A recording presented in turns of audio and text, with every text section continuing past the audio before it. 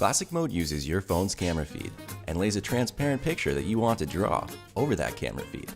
If you look at your phone's screen, you'll be able to see the picture that you want to draw and the place where you want to draw it at the same time.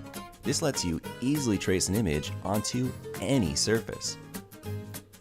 To get started with Classic mode, you need to suspend your phone above your drawing surface. You can use something like a tall glass, a spray can, or better yet, one of our Vinci Eye phone stands.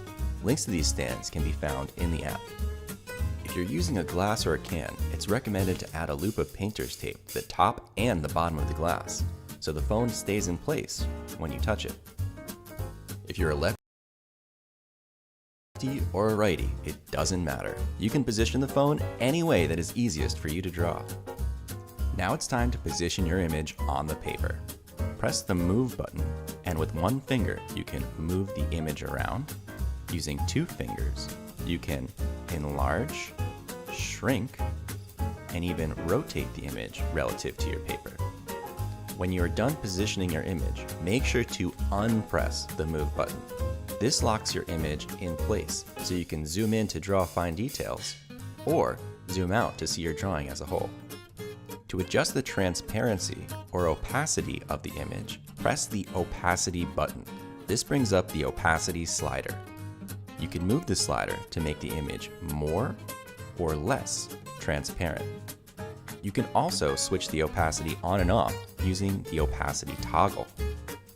Now let's check out some need-to-know features located in the Tools menu. If the camera seems blurry while you're drawing, go to Tools, then Camera, and then you'll be able to adjust the focus manually using the focus slider. To apply image filters, press Tools, then slide the menu all the way over to Filters, then press Filters. From here, you can do things like change your image to grayscale, add posterization, or blur. Next to Filters is the Breakdown tool. This lets you break down your image into layers or steps by color value. For experienced artists, it'll help you analyze the no-tan or structure and composition of your artwork. For beginners, it turns any image into a draw-by-numbers project. One of the most powerful tools in the app is the stroke feature. This tool slowly flashes the overlay image on and off. This allows you to easily compare color values of your reference image to your drawing. The last absolutely need-to-know feature is the Record button. From there, you can record time-lapse videos of your drawings, just like these. Make sure if you post your time-lapse on social media to tag us for a repost. We're @VinciEye on all the social networks. If you need help with anything, press the question mark in the top right corner of the screen. From there, you can watch instructional videos, check out FAQs, or email us. We usually respond extremely fast to questions and feedback. And that wraps it up for our Classic Mode Quick Setup tutorial. For more in-depth videos, be sure to check out the instructional videos section of the app, or browse and subscribe to our YouTube channel, where we have tips and tricks, live streams, and guest artists teaching drawing and painting techniques using Vinci Eye.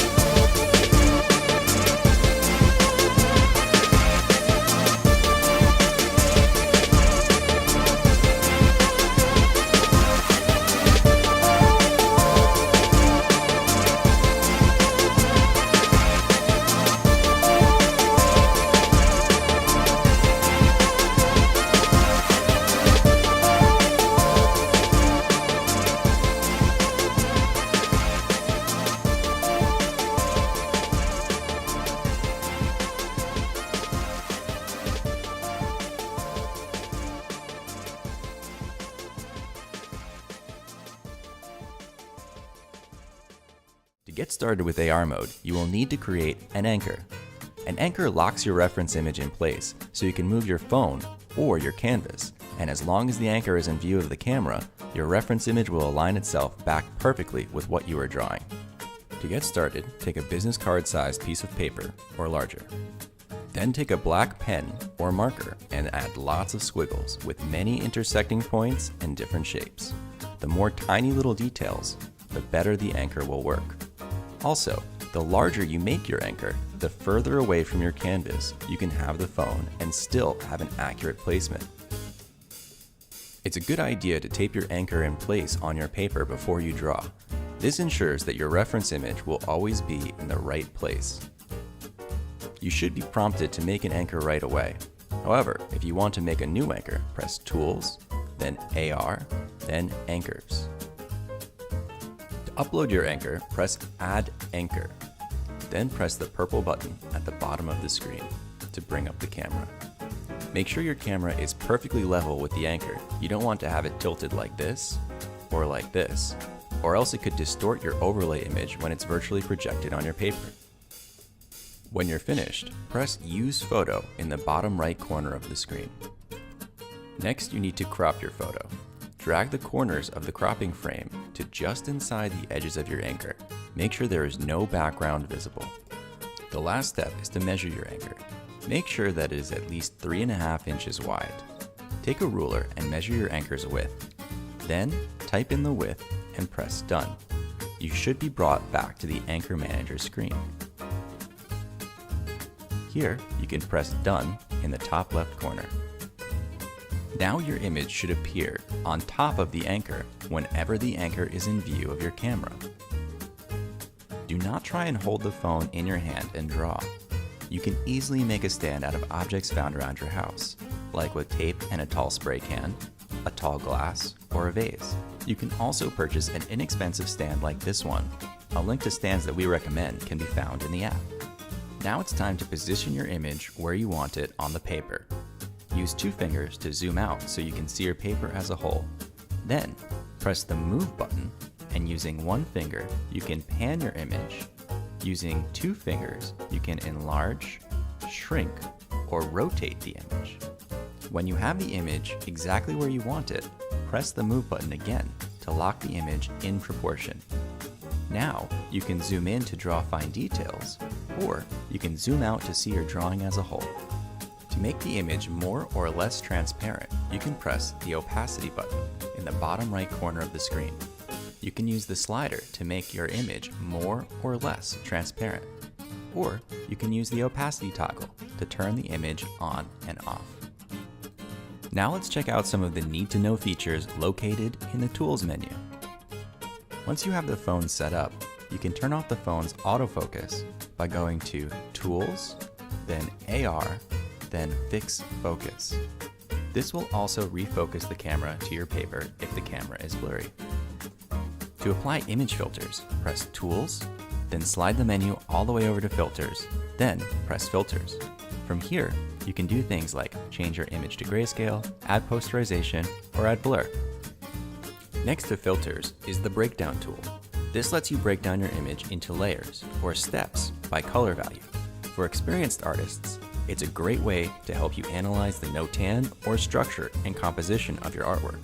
For beginners, it turns any image into a draw by numbers tutorial. One of the most powerful tools in the app is the strobe feature. This tool slowly flashes the overlay image on and off. This makes it easier to see where you've drawn already and where you still need to draw, as well as helping you see what areas need to be lighter or darker. The last absolutely need-to-know feature is the record button. From here, you can record time-lapse movies of your drawings without the overlay, just like this one. Make sure that if you post your time-lapse videos on social media to tag us for a repost. We're at Vinci Eye on all the social networks. We love to see what people are creating with the app. If you need help with anything, press the question mark button in the top right corner of the screen. From there, you can watch instructional videos on how to use the app, check out our FAQs page, or email us. We usually respond extremely fast and love to hear from artists and aspiring artists using the app. That wraps it up for the quick setup AR mode tutorial. For more in-depth videos, be sure to check out the instructional videos section of the app, or browse and subscribe to our YouTube channel, where we have tips and tricks, live streams, and guest artists teaching drawing and painting tutorials using the app.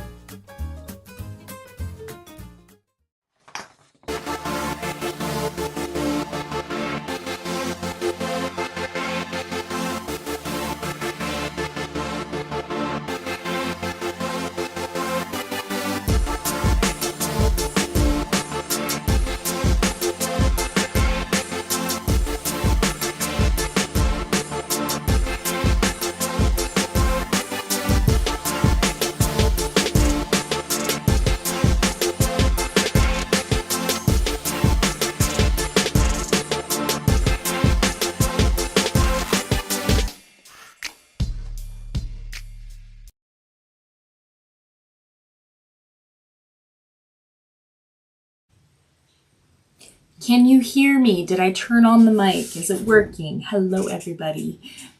Welcome to the Vinci Eye App Live. So I'm here for you. If you have any questions throughout the app, the live video, please ask them.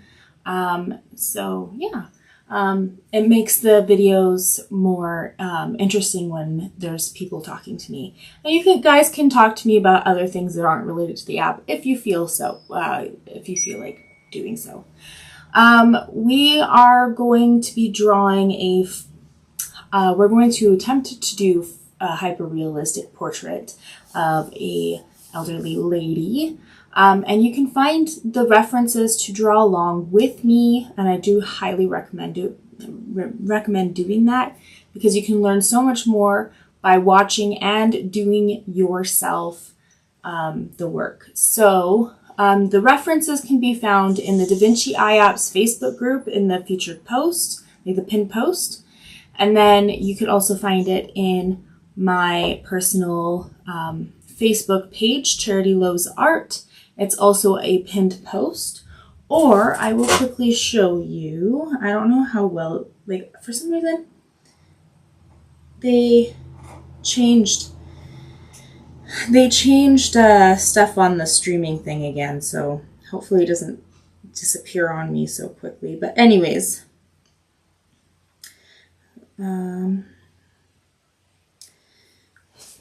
So, I don't know, can you see this? If you go to profile, and well, not profile, if you go to the three little lines on the top left corner, and then you go search profile, you type in Charity Lowsart, charitylowsart, art, and then you go to inspirations, and then you just scroll down until you see the reference, and then you click on it, and then you press draw this, and we're using AR mode.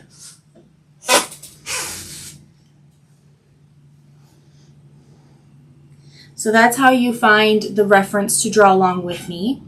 I would really, really love to include your artwork, whether you're a beginner or a professional artist.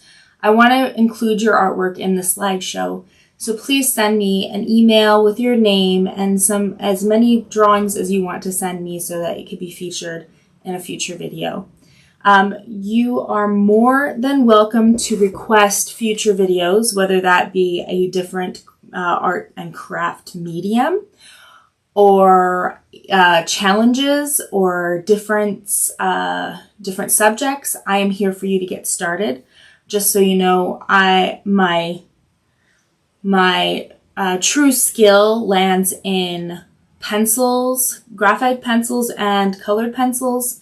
And I do a lot of portraits of people and pets. So those are something that I'm really good at, but I've done a whole bunch of other different things like wood burning, stained glass painting, quilling, soft pastels, and so on and so forth. So I could at least get you started in those mediums if that's something you want to get started in. I do have a promo code where if you don't have the app already, haven't paid for it already, you can try the app, the entire app for free for 3 months. The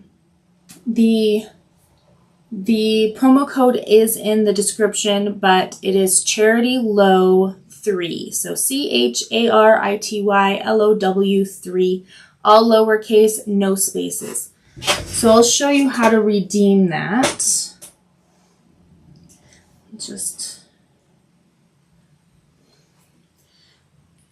So you want to skip all of the payment plans while you're doing this, and then go straight to the main page. So you're going to press those 3 lines again, and then you're going to do enter promo code, and then you just type it in. So yeah, that's how you do that. If you have any technical difficulties, please contact the developer himself. He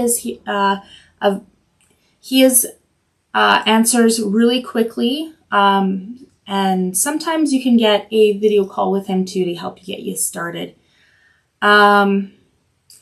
I really strongly recommend joining the Facebook group, the Vinci Eye Apps group.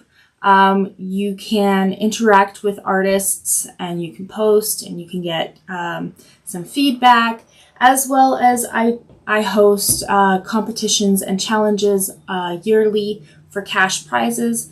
Pretty soon here, we're going to be doing a competition, and I believe it is going to be the first Friday of next month that we'll start doing that.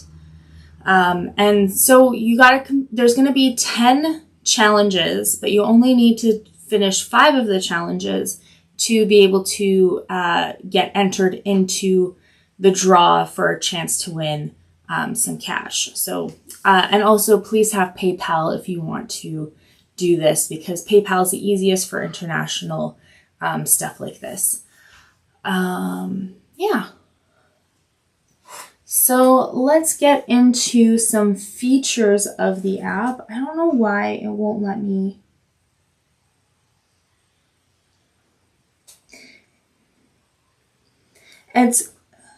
I'm having some issues with the app because it is, well, not the app, the streaming service, not the app. The app's fine. The streaming service that I'm using is kind of being a little bit strange for me. So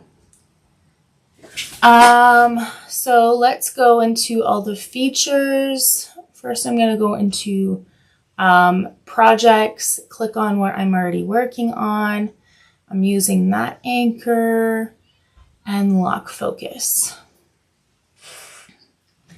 So some of the tools that I love using is strobe. I especially love this for photorealistic artwork.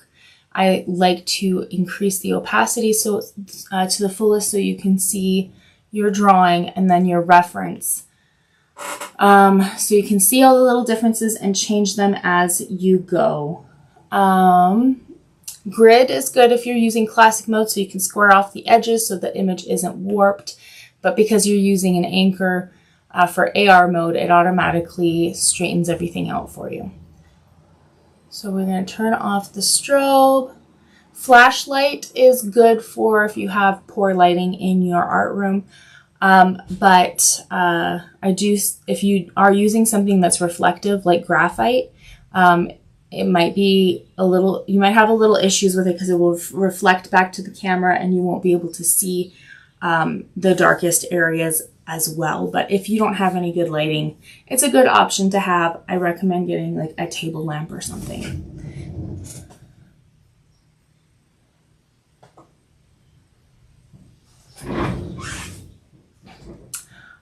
Filters is fun to play with. There's like inverted filters, different colors and stuff. So I'll just quickly show you. Different textures, you can change the color for like color invert. So it's something fun to show people on the internet. People like that one.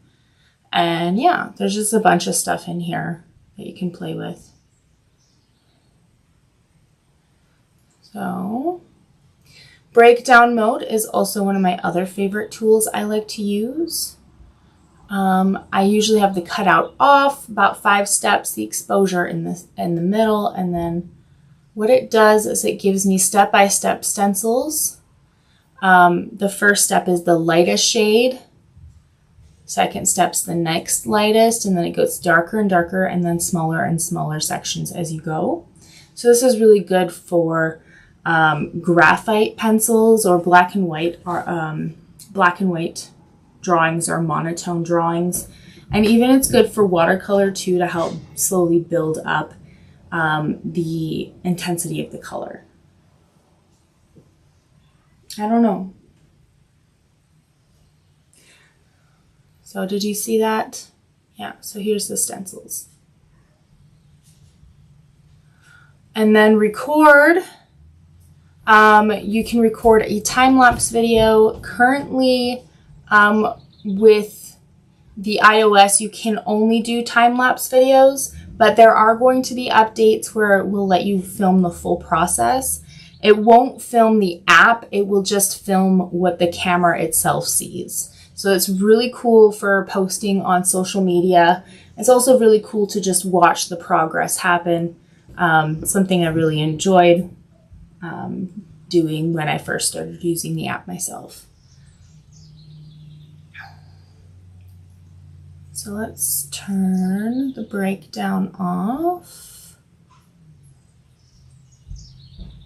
Okay, I am using a beta tested app right now. This is the updated app, but so I'm gonna need to exit out of this for a second. There's a few little bugs still. They're working on it. Yeah. So you're seeing the newer version that's not quite out yet to the public. Okay, let's go back into this and see if it fixed itself, because it just turned black and white. There we go, it fixed itself. All good. We're good to go.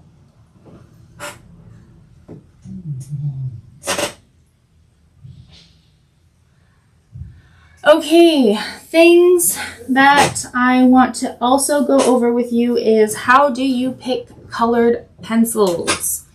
So one thing, there is an app out there. We are not affiliated with it, although I would really love for these two apps to come together because it would be just absolutely amazing, especially for beginner artists. It's called Colored Pencil Picker. You get to select from, like, you can choose to select pencil sets from some name brands, and then you upload your reference, click on a section you want to work on, and it will tell you all the colors that you need to create a certain color, and also how many layers you need to have of those. So it is a really good start to getting comfortable with colors, but I personally prefer to make my own swatches. So I take the pencils and I color. It would be best if I did like dark to light with the number and the name of the pencil next to it. So you can see the whole range of colors that you can create. And then you can either print off a copy of your reference, or you can pull it up on a tablet or other device and like put it into a photo editing app. I'll show you what I mean by that. Is this tablet charged yet? It's not charged very well. So, and that's my fault because I forgot to charge it last night. So,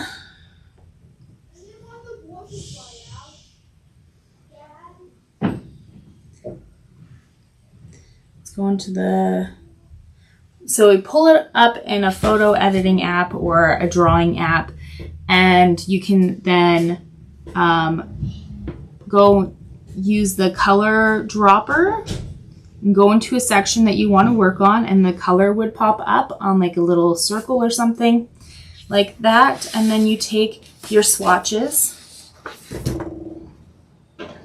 And you try to match that color with your little swatches that you've done.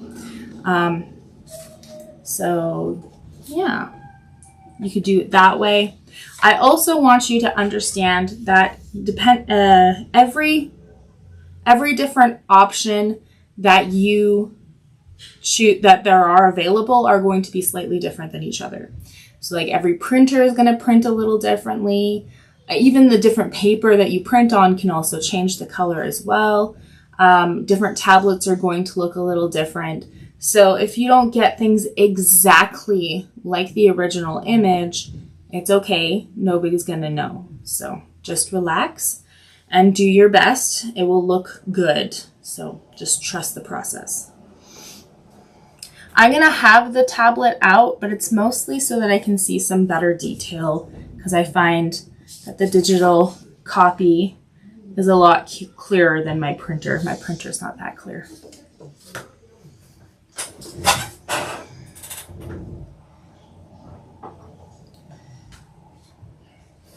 Okay, I did a colored pencil drawing on my spare time. So I put all my pencils away, so I gotta figure out which pencils we're gonna need again by doing some color picking. So I see a light tan or a light skin tone. I'm not going to give you the exact name of the pencils I'm using because you're probably going to be using something different than I am. I just want you to kind of get the ballpark of what we're using. So I see some light beige, dark beige. I'm looking at the lips at this point. Dark beige, a little bit of a creamy yellow.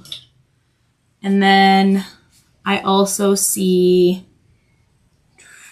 a little bit of blue or purple. Either one of them works because the pink and the beige and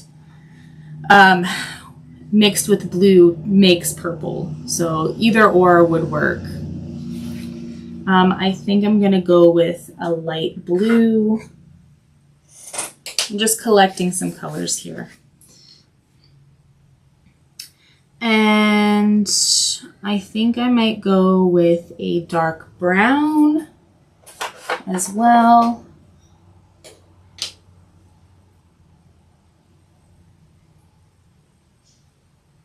And very small amount of like a really warm brown, like an orangish brown too. I think I'm going to need that as well.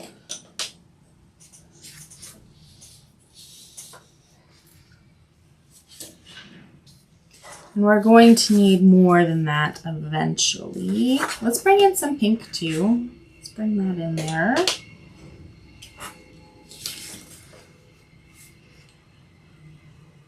So we're going to zoom in to our reference. Oh, another thing that I want to show you too is that when you're using the anchor, it locks onto, you can either make an anchor or print it off. It locks onto the anchor so you can have it tilted. So that means your phone can be tilted or your drawing surface can be tilted and it won't warp the image. And then if you accidentally move your phone or tablet or you need to call it, you take a call or take a break, as long as it's taped down to the same surface as the drawing or even taped on the drawing, it will be all good and you don't have to spend so much time. I don't know, did you see that? Let's try this one more time. See? Anyways.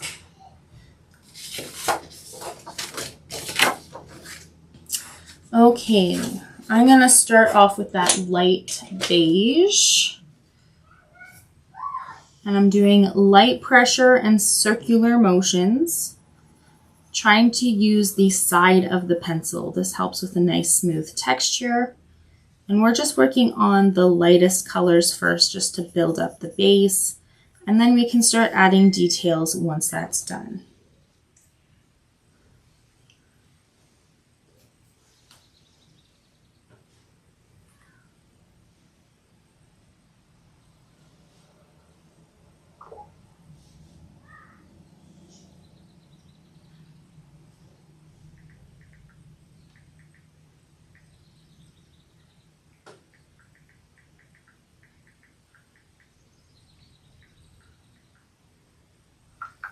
My #1 fan is texting me. I don't know where she's at.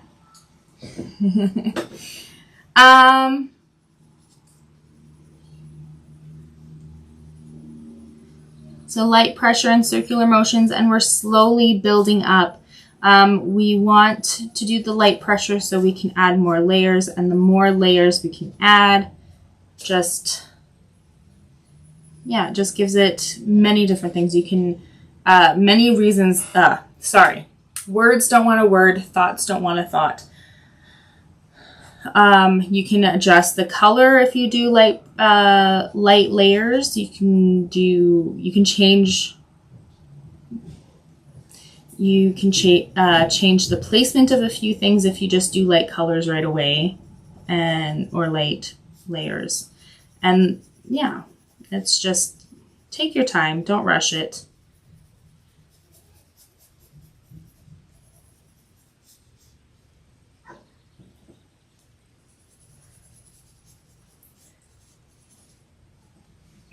So we can zoom in,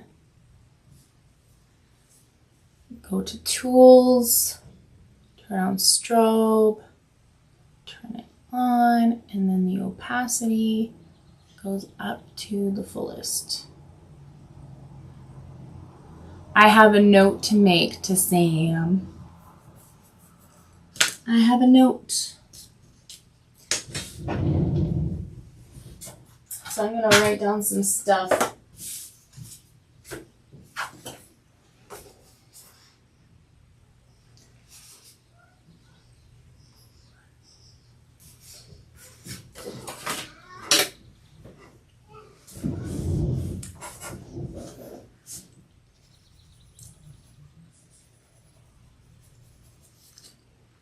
And then let's go into the next darkest color. This one's like the darker beige, light pressure and circular motions.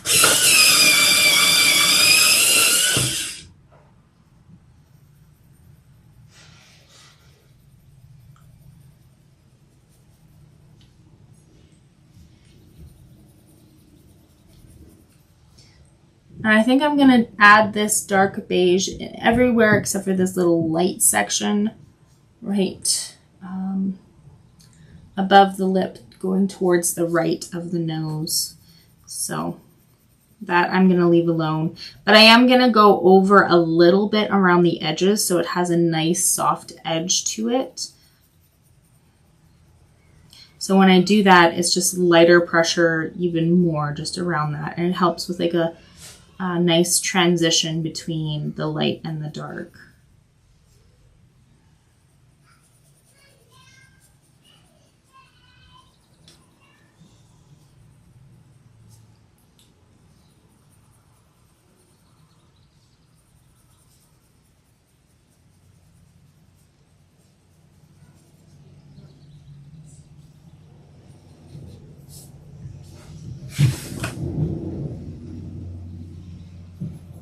Hey, hi back.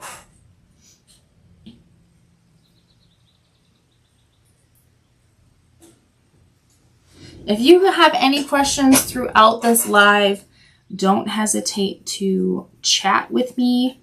I will do my best to answer as soon as I see it.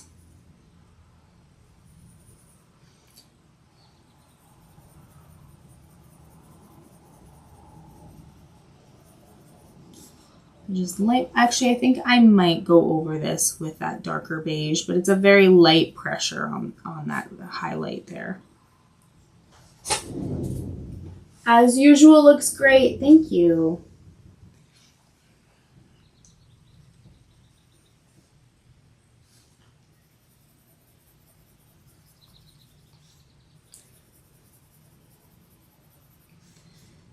I'm just slowly building up the colors. Slowly building up the shadows and preserving those highlights. With pencils, you cannot subtract, you can only add. For the most part, there are some little tricks to get rid of some stuff, but not a lot of stuff.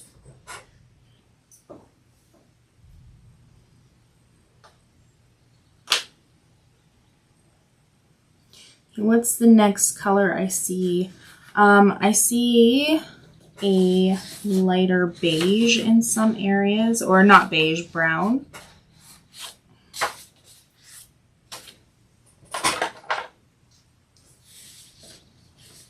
So we're gonna go in those little areas and do light pressure and circular motions.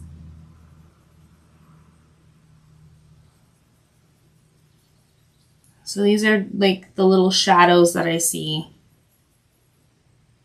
I see it kind of, it almost looks like right where the mustache would be is their shadow.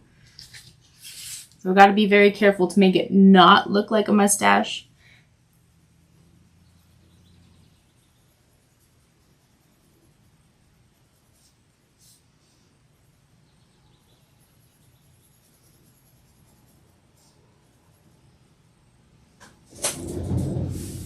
Are you using color pencils? Yes, I am using colored pencils.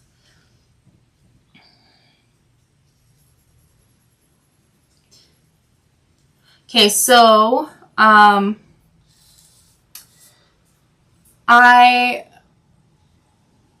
a jack of all trades and a master of one, and my mastery is colored pencils and graphite pencils, but I have done a lot of different things, and I am more than happy to do some other things in future videos. You just let me know what you want me to do, and I will do that for you.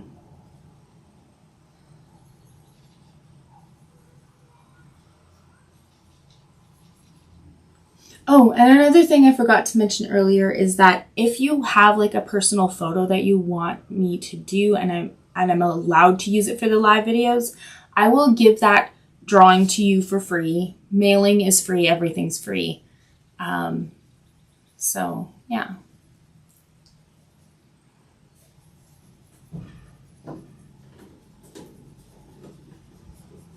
So we're slowly starting to build up some shadows. My granddaughter makes fun of my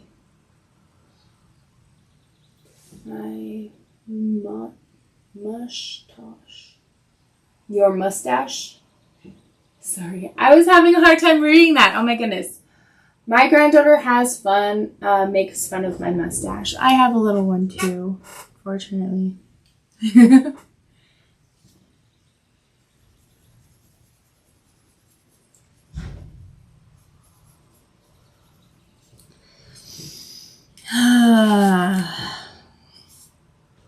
Yeah, we're slowly building up the shadows. We're still doing light pressure and circular motion, so it has a really nice smooth effect.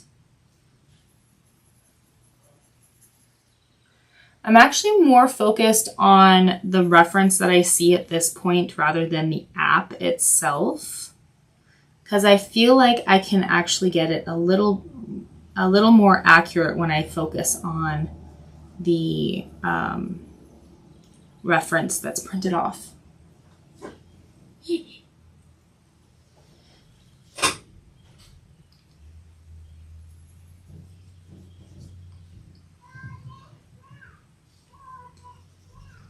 Embarrassing moment. I was like 23 at the time when I was dating my now husband. And it was just after our date. We went back to his place and I felt this hair on my chin. And I thought it was just like a loose hair from my head, but it was a really long chin hair. And I was like, I was trying to cover it. And he's like, what are you doing? And I'm like, I have a long chin hair. He's like, let me pluck it. So he plucked it. But anyways, that's totally random. It has nothing to do with this video whatsoever.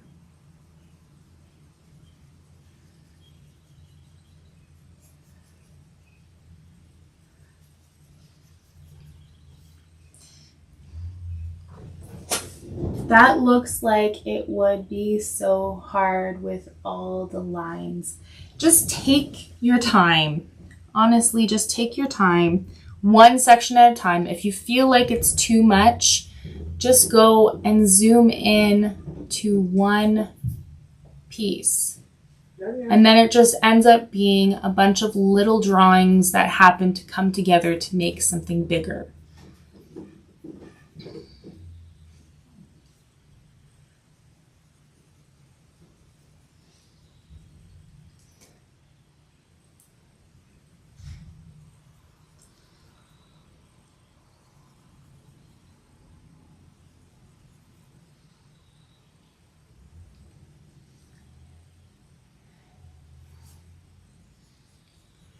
You don't have to get every single thing in the right place, especially with the wrinkles and the freckles and the pores and everything.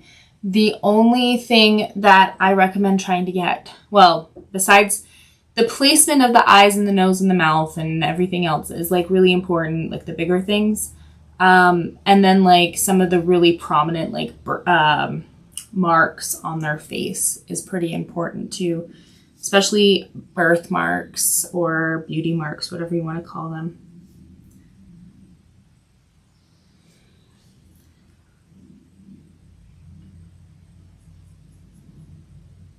So I'm just gonna lightly trace in some of these wrinkles on the lip. And they're very broken lines, so it looks a little bit more realistic. It has a little bit more texture to it.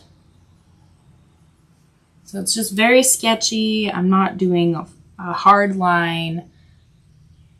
We're just getting the placements down.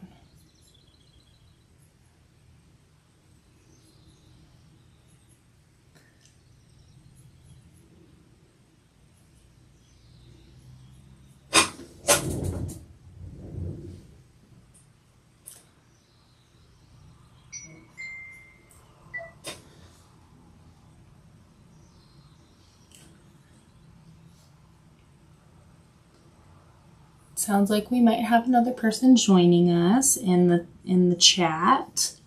It's pretty exciting because they haven't been here for a while. So I'm gonna zoom into this on my tablet so I can focus on the details and see it a little bit better than what the app shows you. And that's okay. Yeah.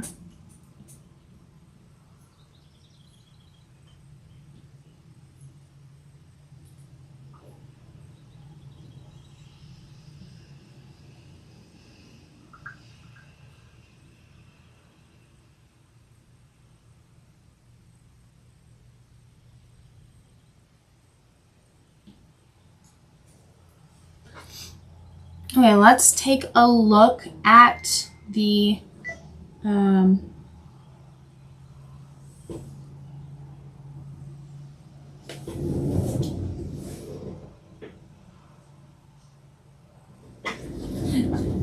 It's because you're using a different username, and that's why it's hard to tell who's who. Welcome. Okay, so we're gonna be looking closely at the wrinkles, the big wrinkles. We're gonna see where highlights touch the lines, where they touch, and the shadows that kind of fade into the rest of the skin. So what I see, I don't know if you can see it. So there's a highlight on the right side of these wrinkles, and then like a soft shadow right next to that dark line. So we want to try to recreate that.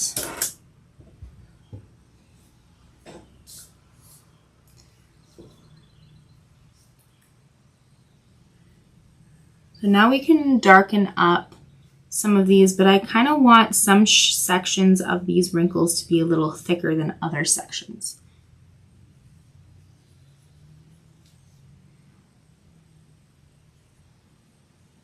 And they can also have like little breaks in between them too. There's no real rules.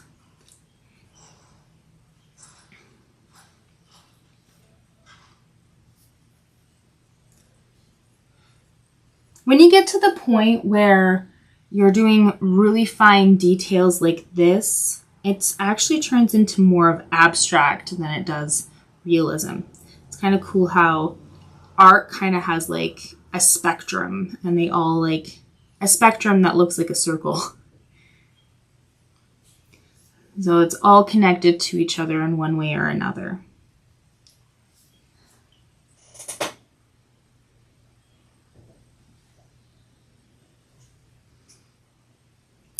We can add a few little dots too with the same color. You don't have to get them in the exact placement.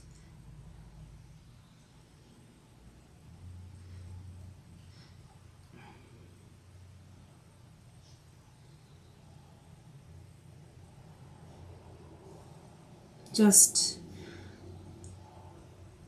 in the general area where you see the dots, because we see the dots on the topper part of the nasal area, but it's not over top of the lip. It's not immediately on top of the lip. It's just under the nose. So we can just add these dots.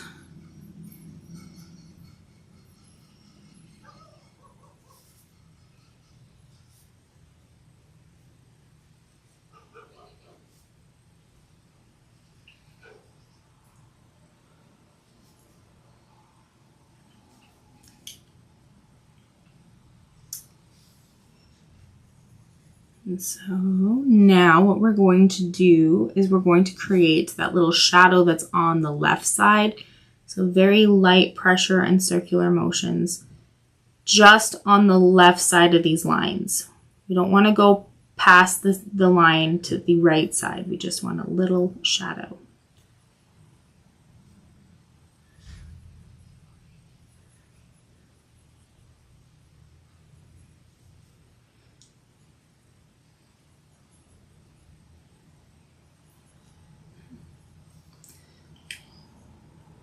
See, what other colors do we need to add to this?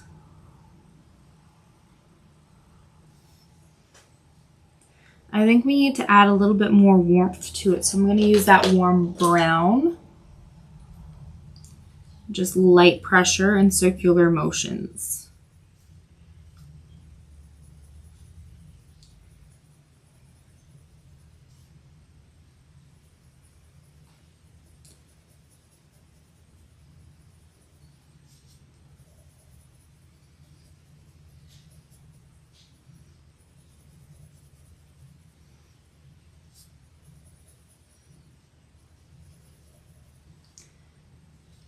It's just the section I'm working on just seems a little dead right now, so I need to bring some warmth into it. Some orange and pinks, yellows.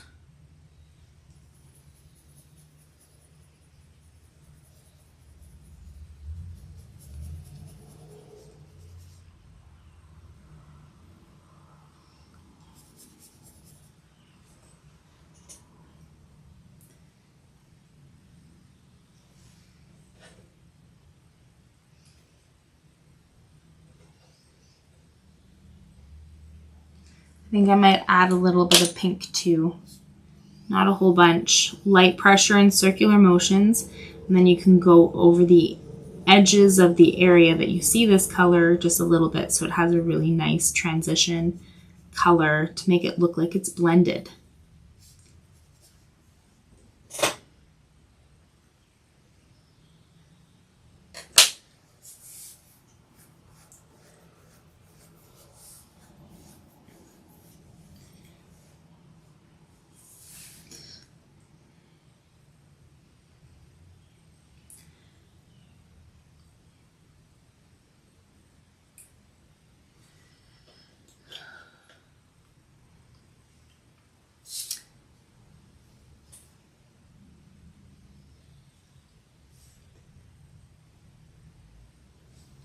I'm just really trying to see what I can see. So I see almost like these little triangular shapes of shadows just underneath the fold.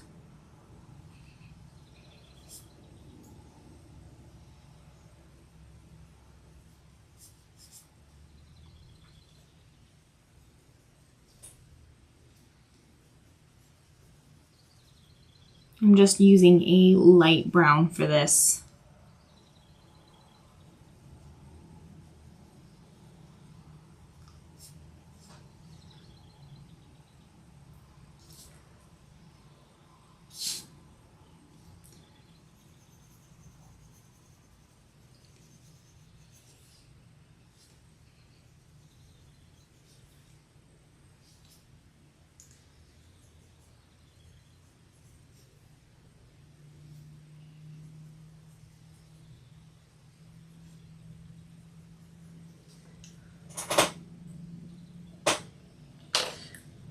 I've made myself so busy this summer. I have like maybe, I'm doing something every other day. I don't know why I did that to myself. Something other than working for the Vinci Eye App directly. But yeah. I've decided to do paint parties at my house for friends and family, and I also decided to join the farmers market in my small community that I live in. So I've been super busy, and it's been super tiring.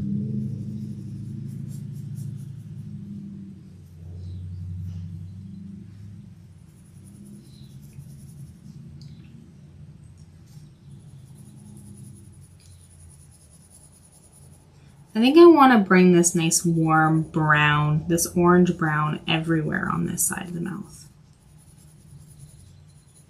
Just try to bring it to life a little bit more.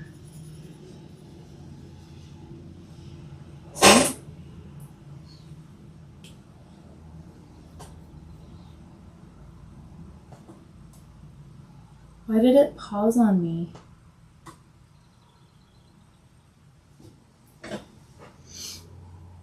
Sometimes I don't like technology. Streaming technology is really annoying me some days. So what happened is that my feedback froze, so I thought that I froze.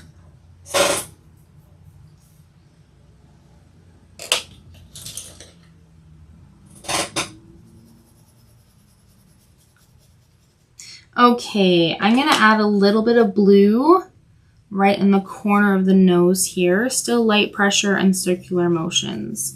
You can use a purple if you'd like, because blue and pink make purple.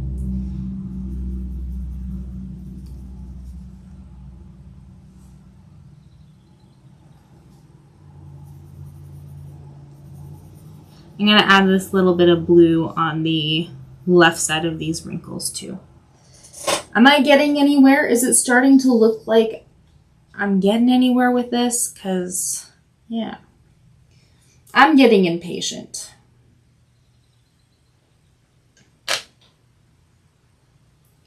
I think I might get this nice warm, like bright orange to kind of help blend it into the rest of the face that I've done.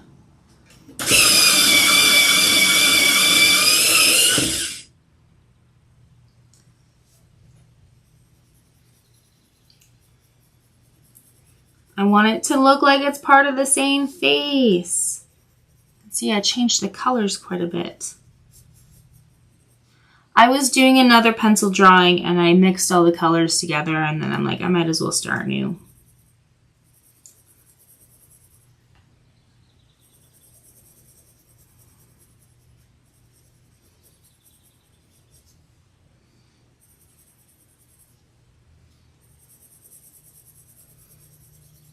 I think this color is really tying it into the rest of the face. I think it was a good choice.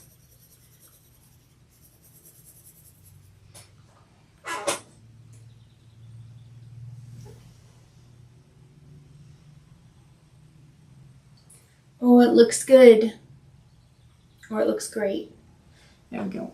I'm glad it's looking good, because even though I've been doing portraits for so long, I still get a little bit nervous about what I'm doing. I am going to, before I finish this off with a colorless pencil, I'm going to use a mechanical eraser just to try to get those highlights a little bit more prominent.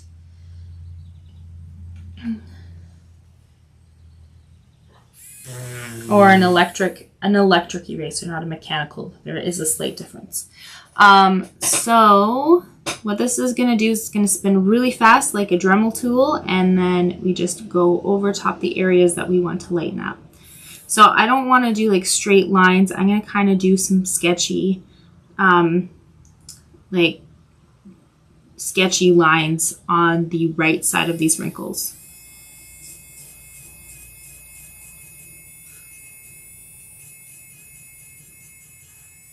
Because I want to have it kind of have some texture. Give it some character.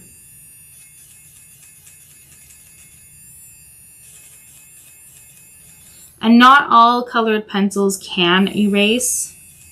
The ones that I'm using can. It does work, like I've used it on wax-based pencils, and it doesn't do it as well as oil-based pencils.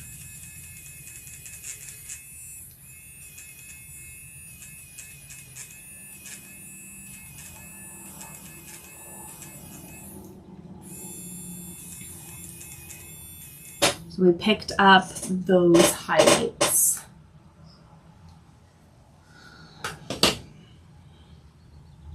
Now let's see. We can take a colorless pencil. This one, colorless pencils work better with wax-based pencils, not oil-based pencils, but it still does something. So I'm going to use it. I'm going in circular motions, putting quite a bit of pressure in there so I can get right into every little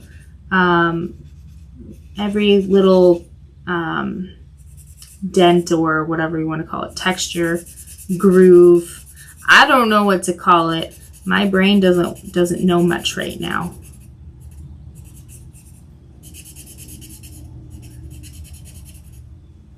So we're just pushing that right in. And again, I'm using oil-based pencils, so it's not going to blend in as good as wax pencils. But it is going to help bring out some more color, going to help kind of fill in everything.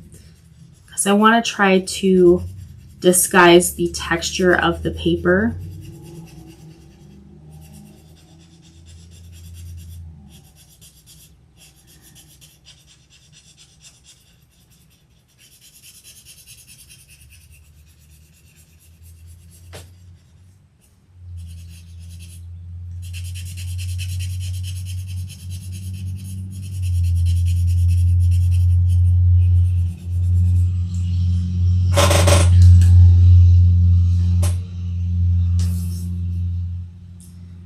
Horse hair brush, not a brush for horses, a brush made out of horse hair. It's a family heirloom passed down from generation to generation. No, well, passed down from a generation to another generation.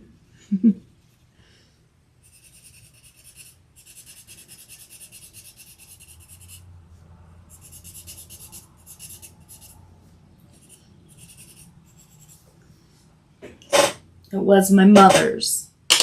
She gave it to me. I'm going to darken up these folds a little bit more. So I'm going to add some darker brown.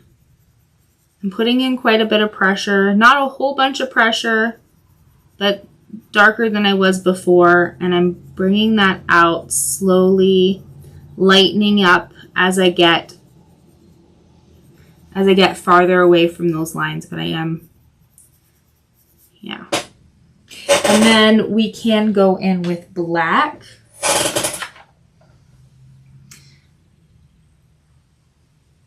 Building in that a little bit more. And then another color that's really good for really dark sections is like a dark red and a dark green.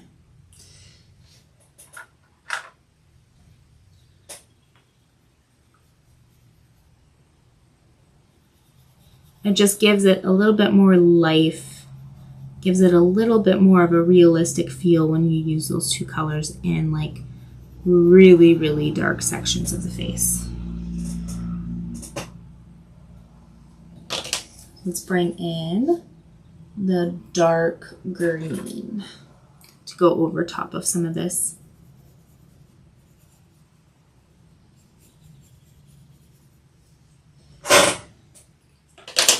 Okay, I'm going to just blend this in a circular motions just on the edge here. I'm not going to go right inside of the crease, just around the edges so that it kind of just blends in to the rest of it.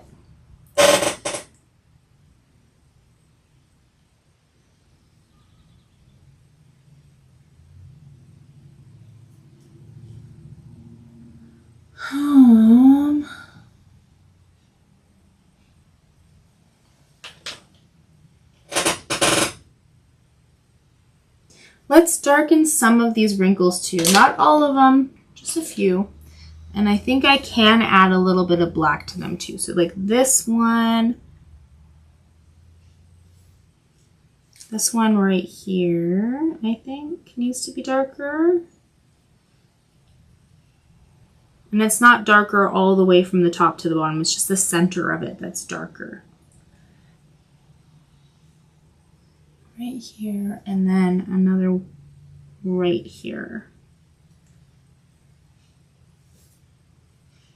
She's got some really deep wrinkles, so we can get it really dark in some of them.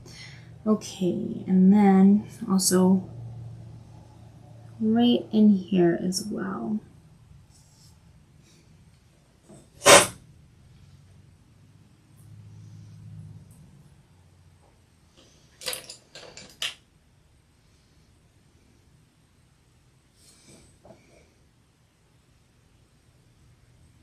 Okay, I think, I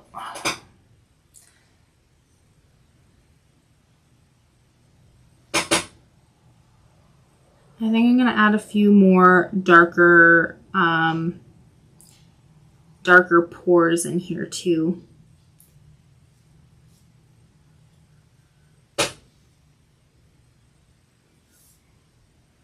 And a few other little lines. And I'm not really focusing too much on the placement for these other lines that I'm adding. And it's just very lightly over top.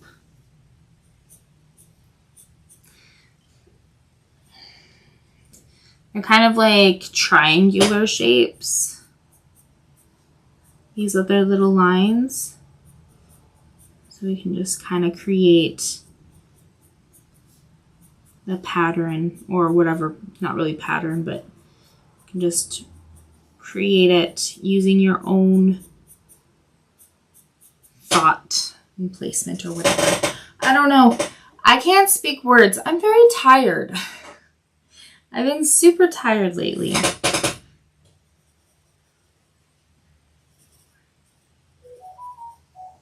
Okay, and then the next thing I'm going to do is I'm going to add some light dots as well. And usually these light dots are just above these darker dots.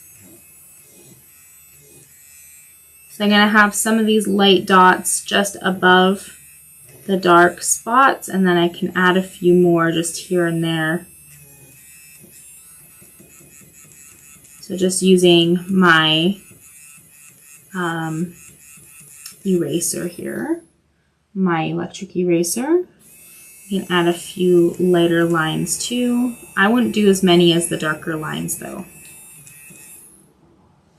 And then we can also go in with a white pencil.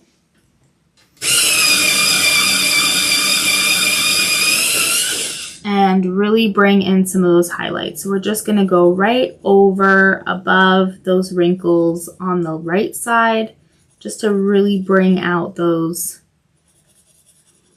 highlights. And then we could also add a few dots, especially the ones that are just above some darker spots.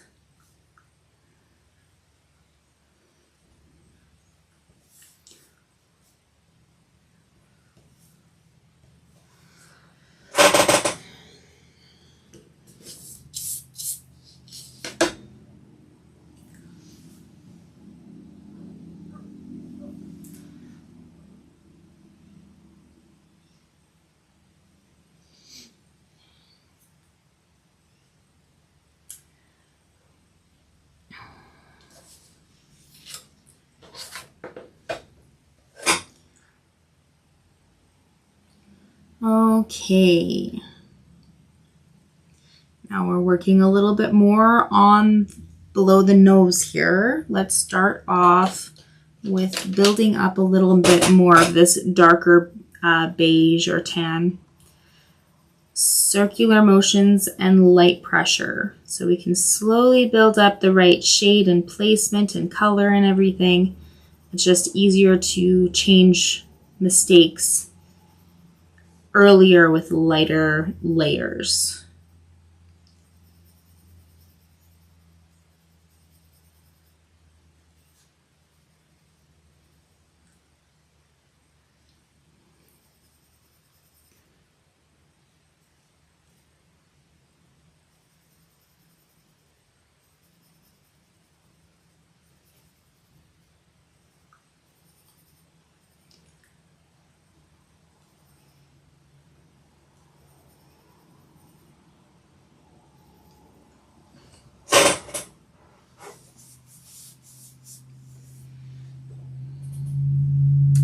And then I want to start building up some color. I might start off with this cream color,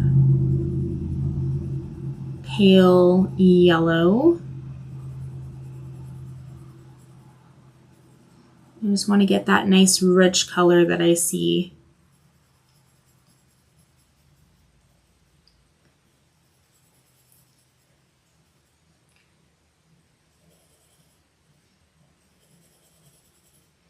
And I also see some orange or some nice warm orange brown too.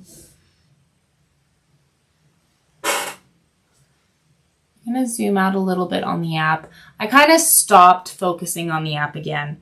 I just think I could do a better job by looking at the printed reference.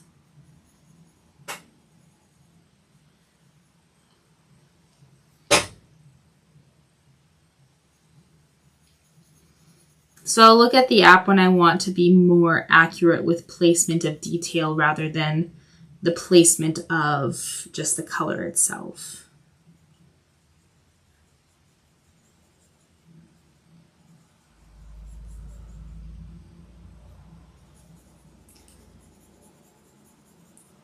So light pressure and circular motions to help build in these colors and shade the shadows and everything.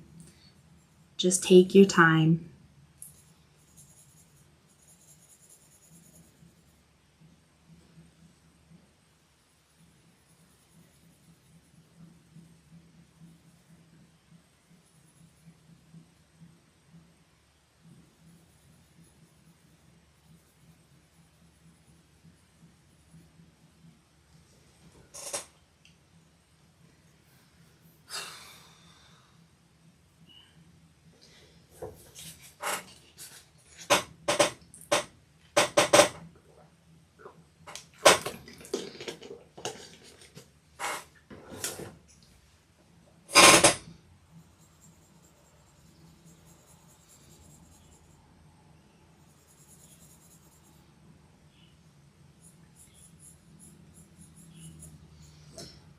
And now I think I'm gonna go in with some brown.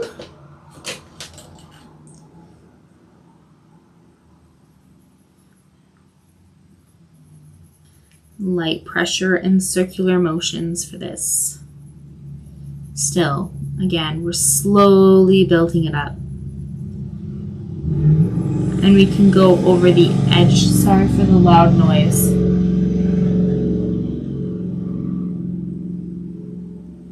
Yeah, that was pretty loud. I apologize.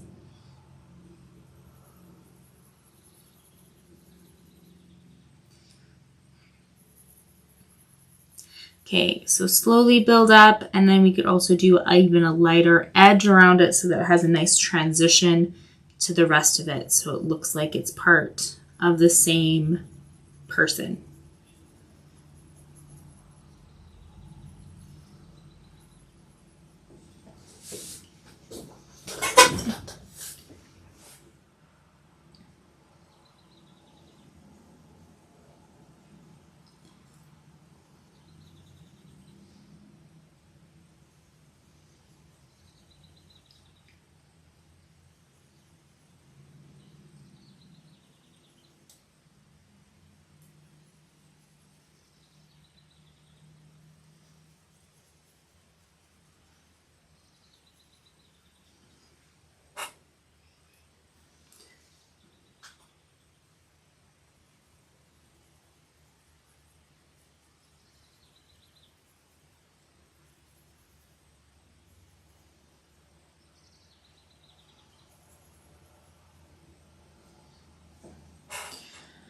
Okay,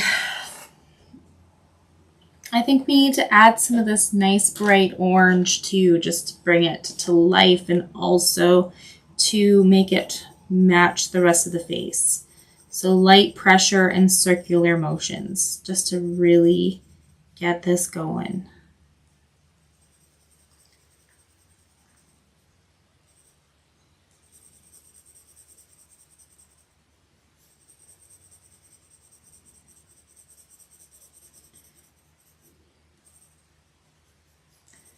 And then I think we're going to add that really dark line that's under the nose. We can use a bit of black, a little bit of dark red, and a little bit of dark green. So I think I'm going to use the app to help me with the placement here. Using the app.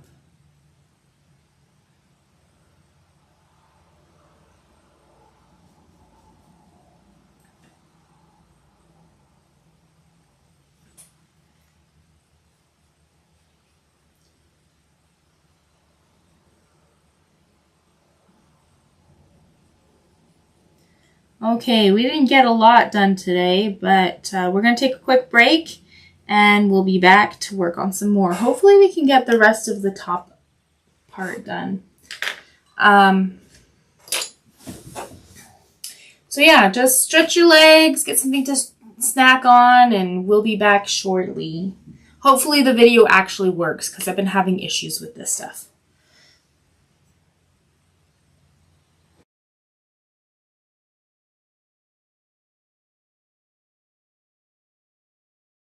Vinci Eye uses your phone's camera feed and lays a transparent picture that you want to draw over that camera feed.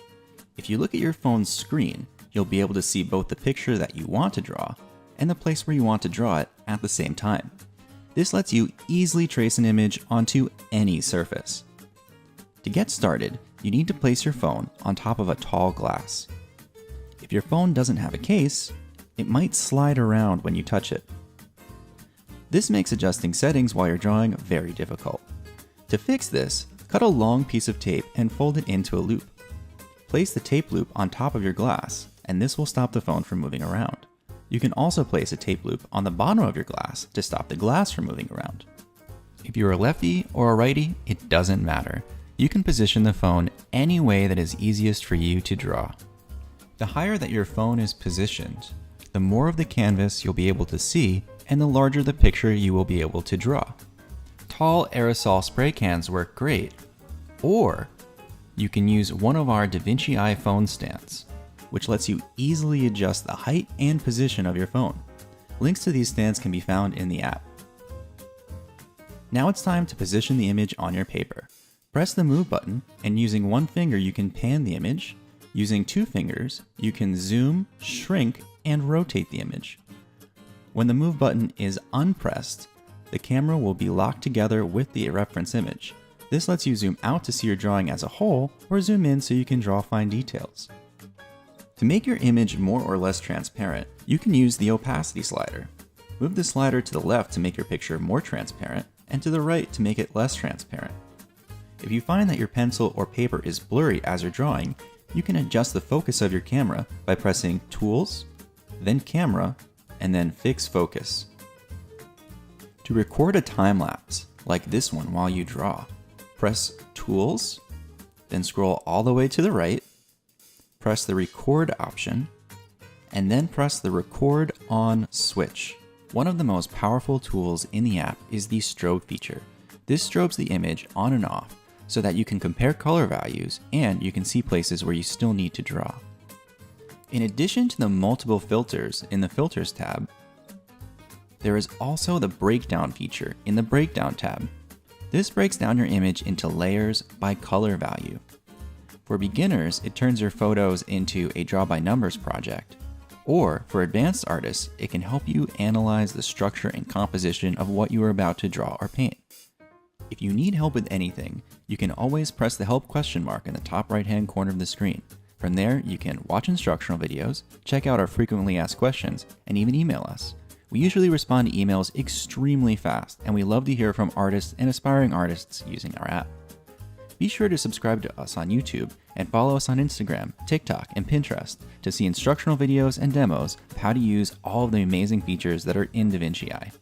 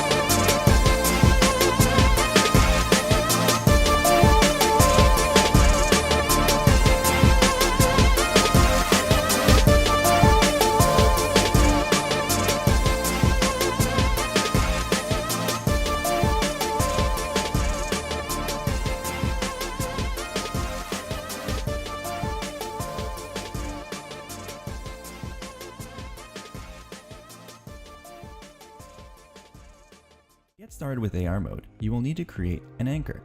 An anchor locks your reference image in place, so you can move your phone or your canvas, and as long as the anchor is in the camera's view, your reference image will align itself back perfectly with what you were drawing. To get started, take a business card-sized piece of paper, or larger. Then take a black marker and do your best Jackson Pollock impression. Make a lot of squiggles with many intersecting points and different shapes. The more tiny little details, the better. The larger you make your anchor, the further away from your canvas you can have the phone and still have accurate placement. It's a good idea to tape your anchor in place on your paper before you draw. This ensures that your reference image will always be in the right place. You should be prompted to make an anchor right away.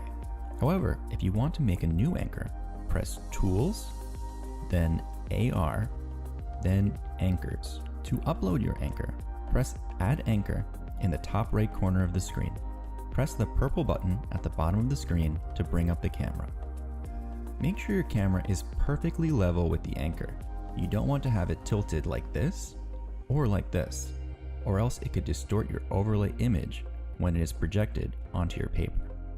When you're finished taking a picture, press the OK button at the bottom right corner of the screen. Next, you need to crop your anchor. Drag the corners of the cropping frame to the edges of your anchor. Make sure there is no background visible. Then, press Crop at the top right corner of the screen.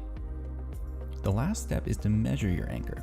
Make sure that it is at least 3.5 inches or 8 centimeters wide. Now press Done. Now press Use Anchor. Your image should now appear on top of the anchor whenever the anchor is in view. Do not hold the phone in your hand and try to draw. You can easily make a stand out of objects found around your house, like with tape and a tall glass, tape and a tall spray can. You can also purchase an inexpensive stand like this one. A link to stands that we recommend can be found in the app. If your camera is not in focus, press Tools, then Camera, and then Fix Focus. This will refocus the camera to your paper. Your image will appear in the center of your anchor. To position your image on your paper, use 2 fingers to zoom out so you can see your paper as a whole. Then press the Move button, and using 1 finger, you can pan your image. Using 2 fingers, you can enlarge, shrink, and rotate your image. When you're done, make sure to press the Move button again to lock the image in proportion so you can zoom in to draw fine details, or you can zoom out to see your drawing as a whole. Now you can adjust the opacity. Press the opacity button in the bottom right corner of the screen to make the image more or less transparent. To apply image filters, go to Tools, then Filters, and then press the Filters button. Filters can make your image easier to draw by helping you see different elements more clearly. You can also use the Breakdown tool by going to Tools, then Breakdown, and then Setup. This lets you break down your image into layers by color value. This is great for turning any image into a paint by numbers tutorial, or if you're an advanced artist, it can help you analyze the no-tan or structure and composition of your artwork. To use the strobe feature, go to Tools, then Strobe. This tool slowly flashes the overlay image on and off, allowing you to easily compare color values of your reference image to your drawing. This is one of the most powerful tools in the entire app. To get to the last absolutely need to know feature, press Tools, then slide all the way to the right and press Record. Then turn the record switch on. This lets you record awesome time lapses of your artwork without the overlay, just like this one.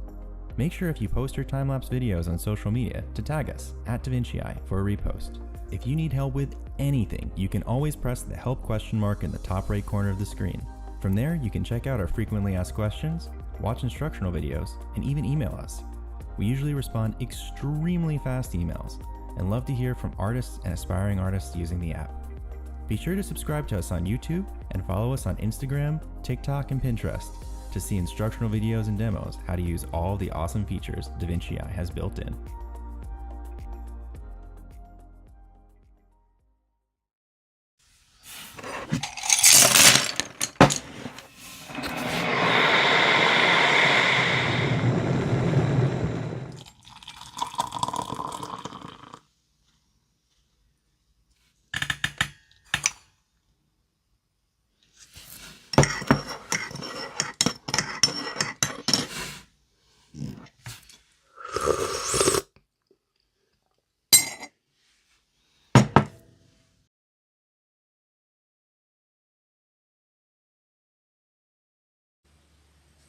I remembered the mic.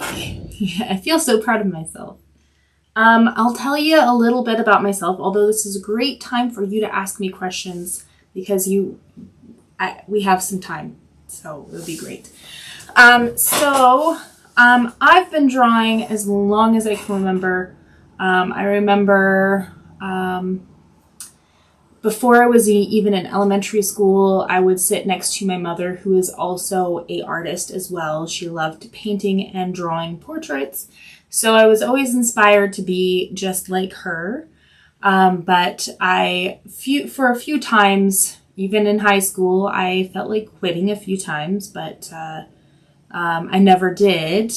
I did kind of leave it in the side of my, as a back burner or something I'd like to do on my spare time as a hobby, which most people are that way.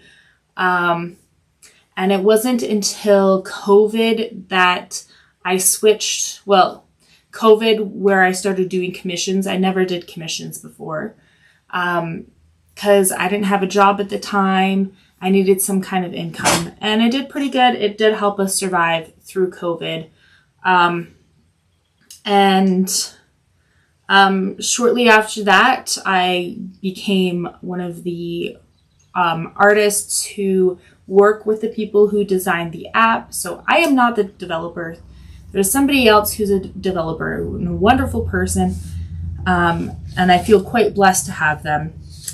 I did this type of work as more of a casual, then it turned to part-time, and now it is my full-time job. So yeah, I'm just an artist that really likes the app, and I am more than happy to show you my process so that you can learn how to draw photorealistic and maybe even hyper-realistic artwork as well.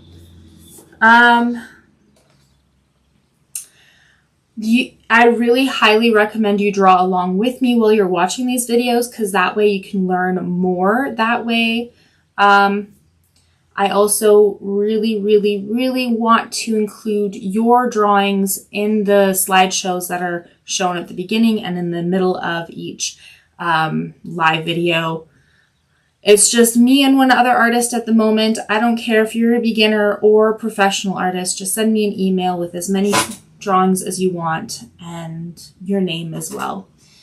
You can request that I do certain things. I really love doing pencil work, graphite and colored pencils with portraits of people and pets. But I have dabbled in a bunch of other different things. I've done quilling, fabric painting, wood burning, stained glass painting. I've done other mediums like watercolor, soft pastel, pens, and so much more. And I will even go out of my way to learn another type of arts and crafts so that I can get you started on the medium that you want to learn about. And then also, if you do not have the app, I do have a promo code in the description. It is charitylowsart, and how to redeem it is when you download it, skip the subs, just skip the subs, and then it will say redeem code, and then you type in charitylowsart, all lowercase, no spaces, to get that done. If you're having some technical difficulties, you can email the app developer at info@davinciieapp.com, and he is really quick to answer those emails. And it's really nice to be able to talk to the person who actually made the app, because he's the one that knows. And then also, I highly recommend joining the Facebook group. There you can interact with other artists, get some additional help from other artists as well as myself and the app developer. We're both there. I'm there daily just to make sure everybody's having fun and stuff like that. I'm a moderator. I also do challenges and competitions on a yearly basis, and we're going to be starting up a new challenge next month. I'll be posting the total of 10 throughout that month. or I think throughout the summer.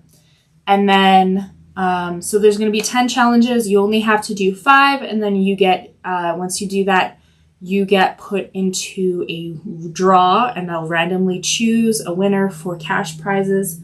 I really, really want you to have PayPal. If you don't have one, then try to connect, like get a friend to help you with it. So yeah. And yeah, let's get going on the rest of the drawing.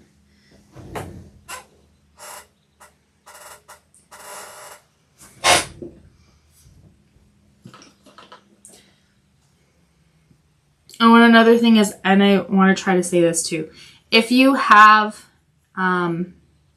any particular subjects you want me to go over to, like landscape, still lifes, and stuff like that, I'm okay with that. And then also, if you have any personal photographs that you want me to draw for these lessons, I will give you the drawing for free. I will send it to you by mail.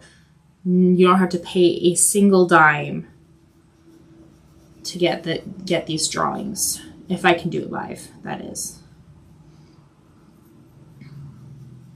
So I'm using some red, and I'm going to bring down that dark shadow, and it gets lighter as I go down. So really dark right on that line. I'm not denting the paper, but it is firm pressure. I'm going to do one thick line, and then I'm going to get lighter as I get down further.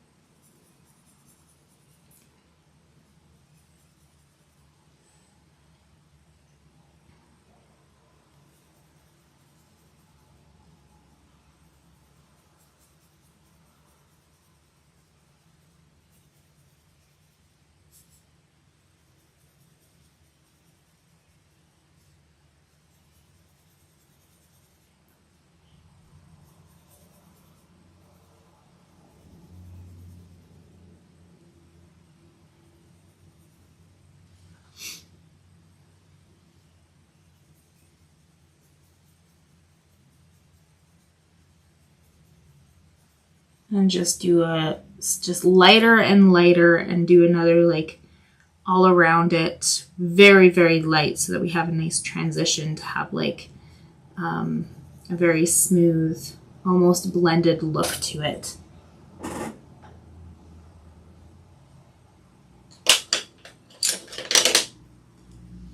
And then we can add a little bit of green to that too.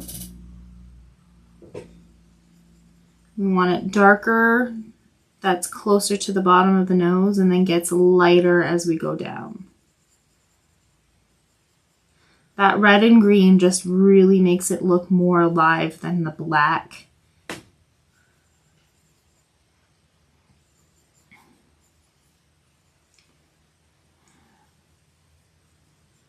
And we're doing light pressure and circular motions, just so you know. The circular motions just help reduce the look of pencil marks.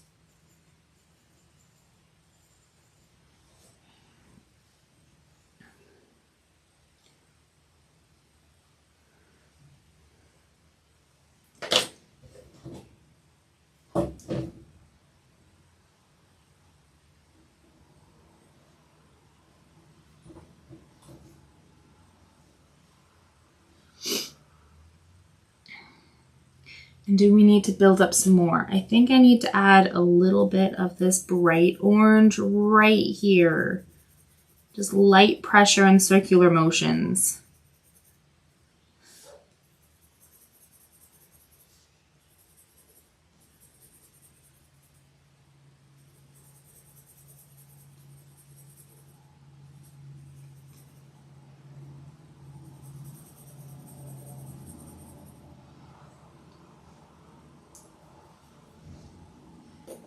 And then I'm going to put in some more brown underneath the nose too. I think I'm going to add brown.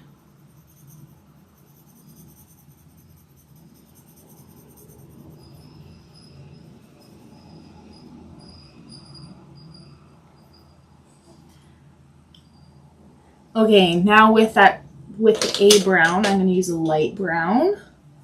We're going to start tracing out those bigger, obvious, deeper wrinkles.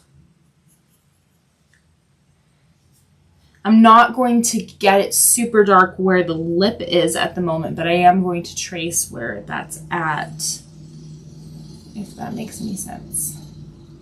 And then we don't need to do like straight, continuous lines all the way through. It could be a little thicker in some areas. It could be a little bit broken. Yeah.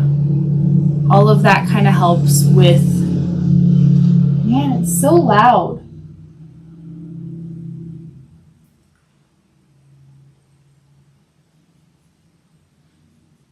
So all of this, the thicker and the thinner and the broken lines all helps with the photorealistic effect or hyper-realistic effect. Now we're going to take a look. I'm going to use the tablet that I have up here. I'm going to take a look and really analyze the highlights and the shadows that are right next to these wrinkles. And just like the ones we did before, there's a shadow more on the left side that kind of fades in. It's a very, it's like a medium between the light and the dark. It's just a transition. And then we have a very bright, obvious highlight right directly on the right side of the wrinkles.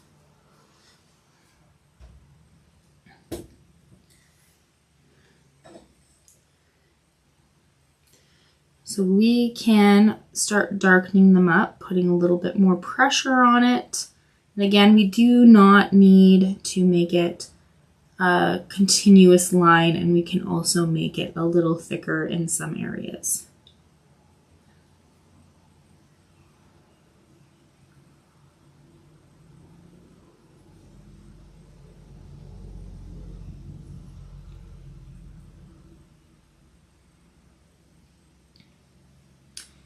And then we can also add some dots.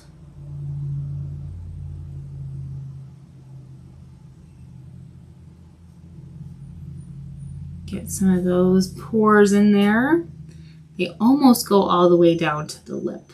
So let's kind of do less dots as we get closer to the bottom, the top lip.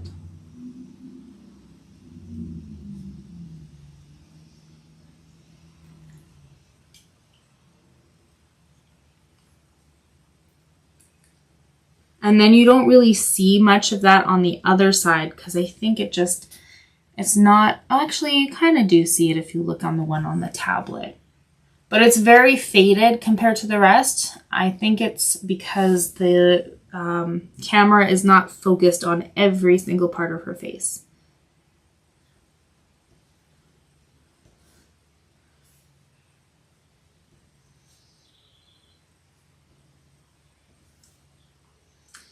And then we can add some lighter lines. And most of these lines I see are they're almost like tree branches. And they're horizontal.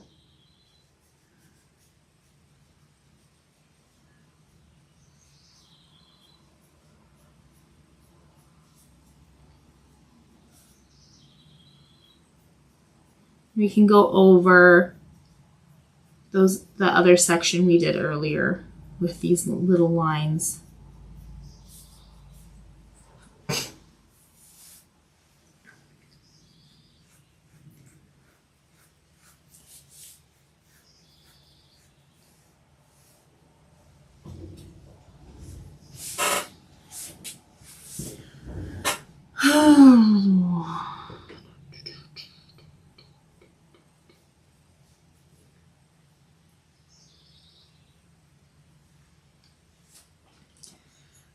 And before we start blending it in or making the colors more vibrant, we're going to go over it with the electric eraser, and we're going to pick up those highlights that are on the right side of these lines. And then we're also going to add some highlights just above some of those little pores too, as well as some other ones that are just kind of all by themselves. So we don't need to do straight lines. They can be a little thicker in some areas. They can be a little bit broken, and all of this kind of helps with that hyper-realistic effect.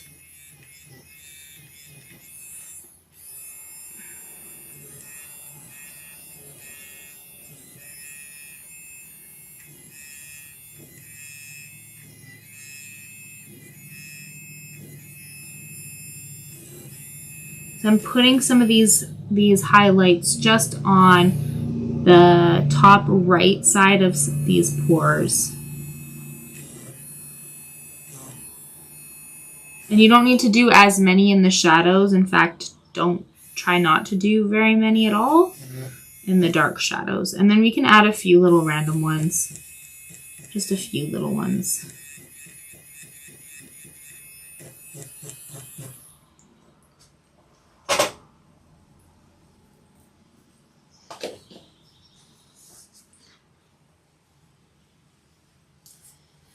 Okay. Now we're going to take our colorless pencil. You can do little circles over top of those, like circular motions over top of those dots. Just kind of soften up the edges a little bit. That helps make it look like it's actually part of the face rather than just sitting on top.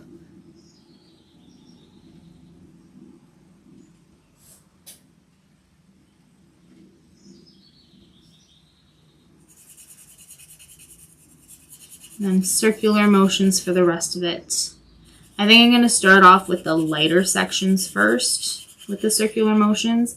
We're putting on quite a bit of pressure, and we're really trying to fill in those little gaps in the paper so that it looks like it's more of a painting than a drawing.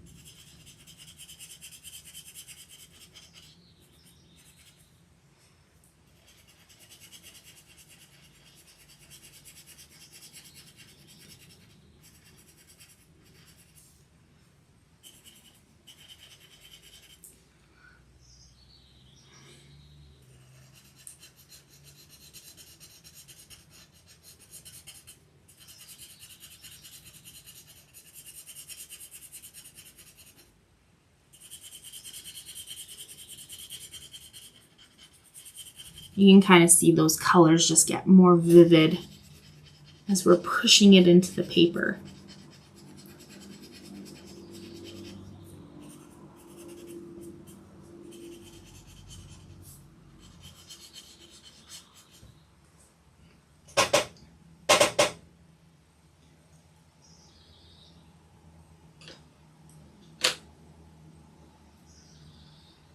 Then we can take, actually I think I'm gonna bring out some of those dots again,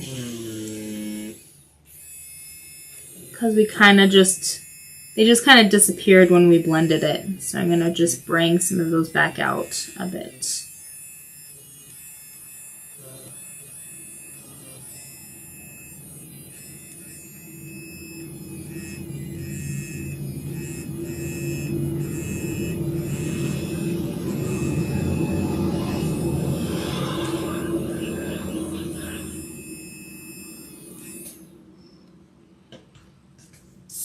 And then we're going to take the white pencil.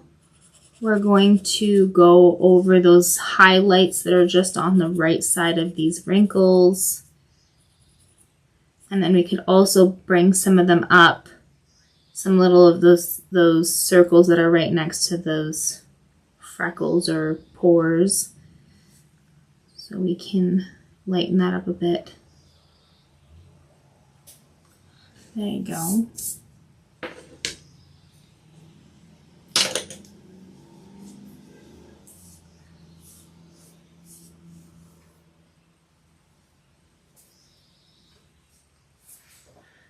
Let's slide over and work on the next section.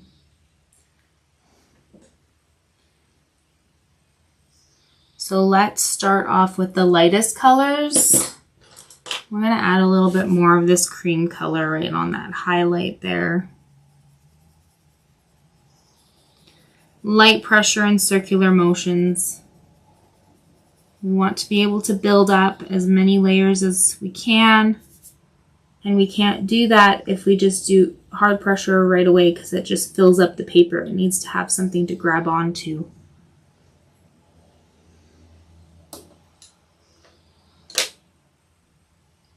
And then let's do some of this light tan, and I think it can go everywhere, including that highlight.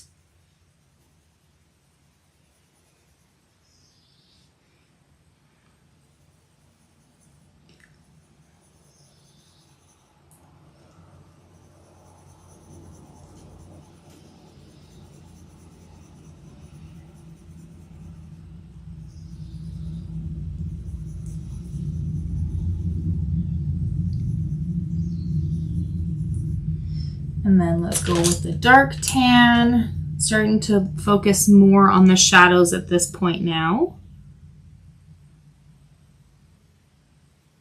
I'm going to look at the app so that I can see the placement a little bit better. Light pressure and circular motions. And we can also do a transitioning by doing even a lighter pressure around the edges so that it gives a nice blended look.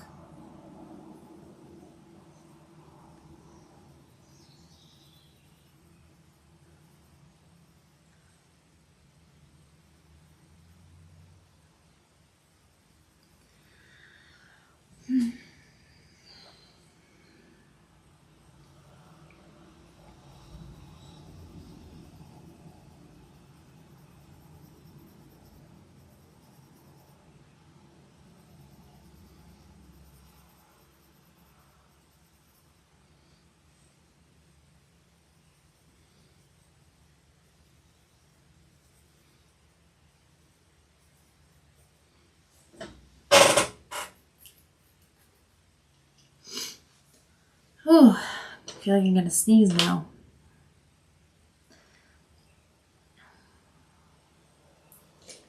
Okay, let's go and use the orange brown color.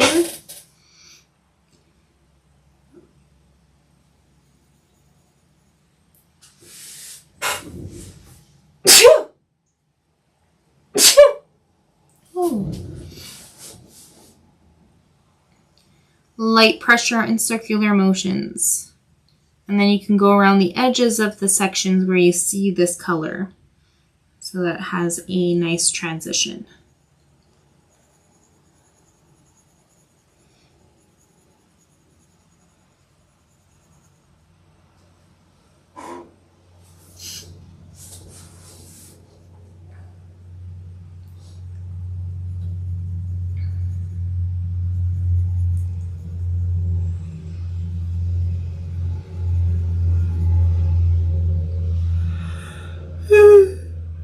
Sorry. I'm so sorry. Don't yawn.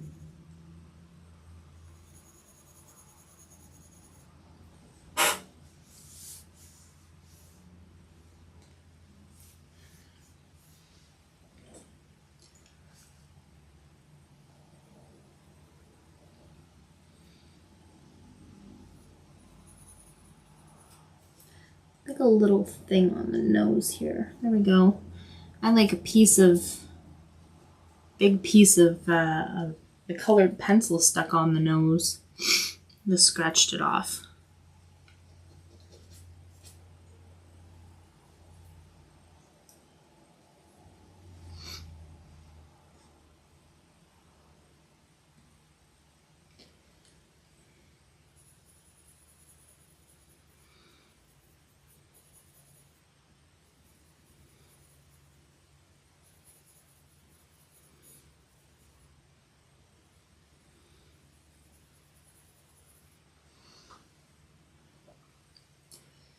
I think I'm going to add some brown to to the area where would be a mustache. We got to be careful because we don't want it to look like a mustache. Just light pressure and circular motions.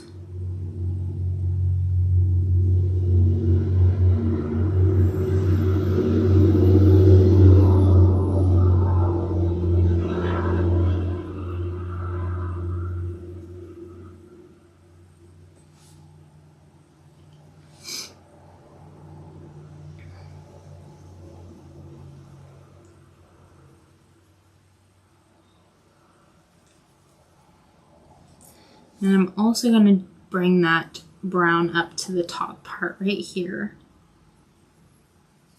Light pressure and circular motions.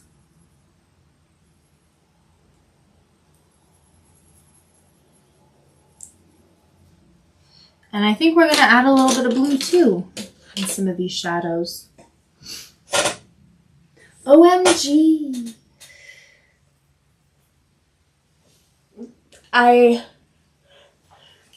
I thank you for the compliment. And so I'm going to add a little bit of blue in some of these shadows, light pressure and circular motions.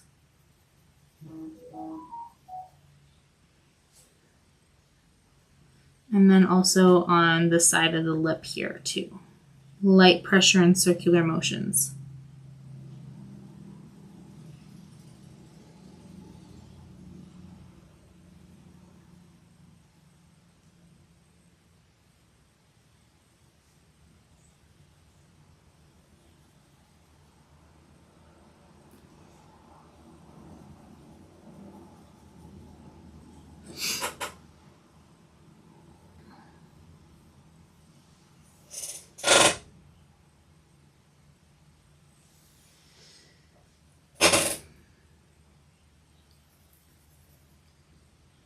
And let's get that fold darker. We can add a little bit of black. I'm going to look at the app. Something you're not seeing on these videos is that I have the app streaming onto the TV that's just above my head. So I'm just using AirDrop, I think is what it's called. You can use a Google Chrome if you don't have a smart TV.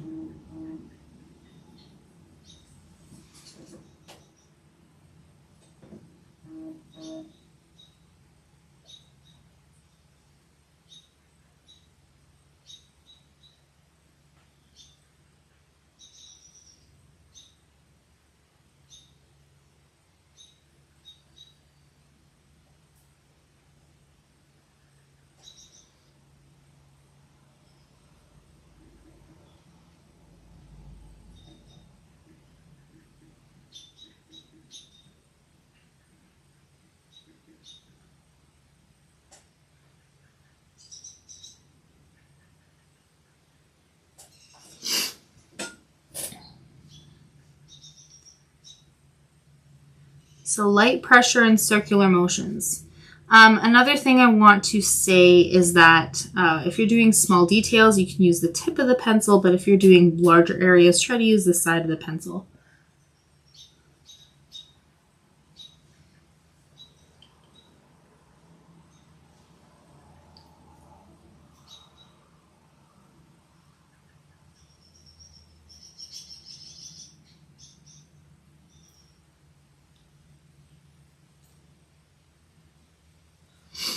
Okay, I think I might bring in that nice warm brown too in this fold, just on the side of it. So light pressure and circular motions. Need to bring a little bit of life into this. And I think my tablet just died. Yeah.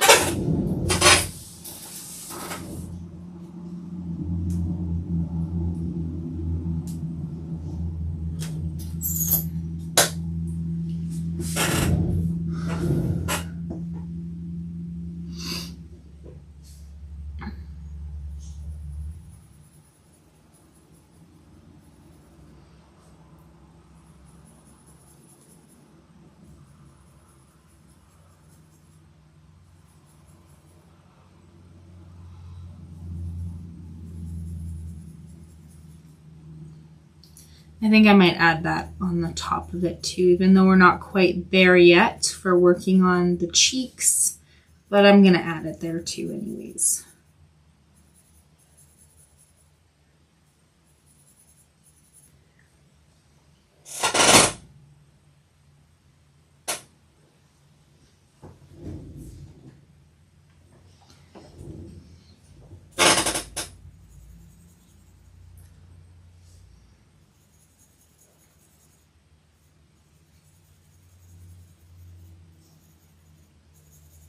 And then we're going to go in with that dark red to right in right where that black line is. We're going to make it wider, but using red.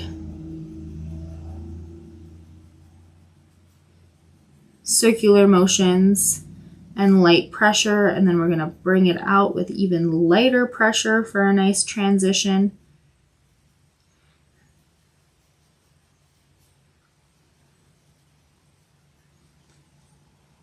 And then also some green. Also right in where that black is and the red is. Light pressure and circular motions. Bringing it out a little bit and then getting lighter and lighter. I know we're already doing light pressure as is, but we can still do even lighter. There we go.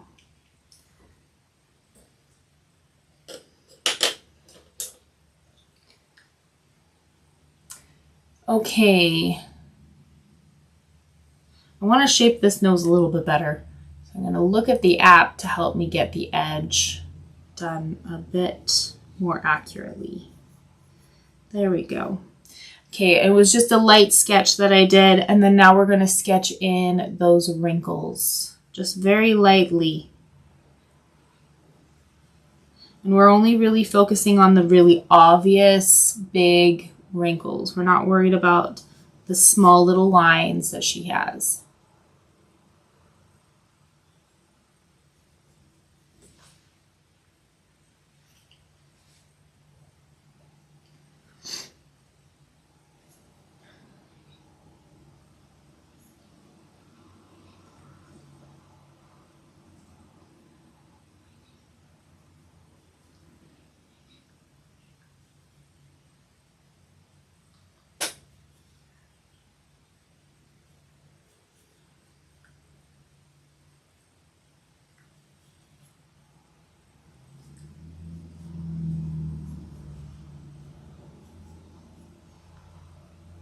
Okay, now that we got that done, at least I think there might be one more that I want to sketch in. Got the placement down, so now we can darken up some of these lines. I'm going to go grab our darker brown.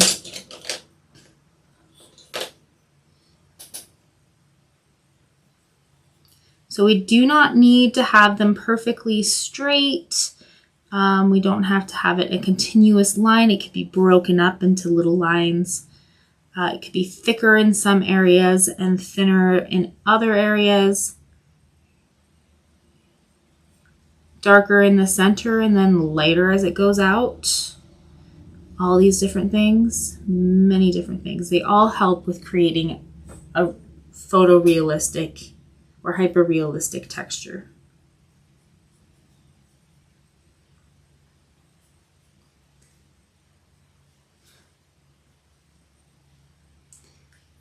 And I do see a pretty dominant little beauty mark. I think it is, where is it? I guess it's not as dominant as I thought it was, because I would have seen it. Okay, let's add a few little circles. So light pressure and just some circles. And we can be a little creative with the placement of these circles. They don't have to be in the exact place.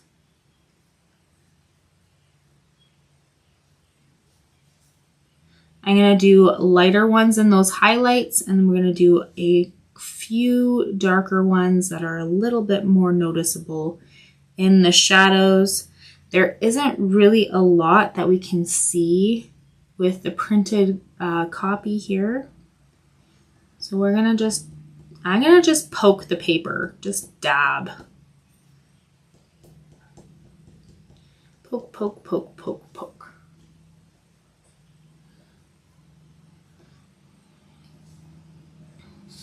Okay, now we can also look at the shadows and highlights on the face with these particular wrinkles. And now it's swapped. Instead of it being from the highlights being on the right, the highlights are now on the left and the shadows are on the right. So we can take this pencil and do a very light, tight circular motions to create these shadows on the right side of these lines.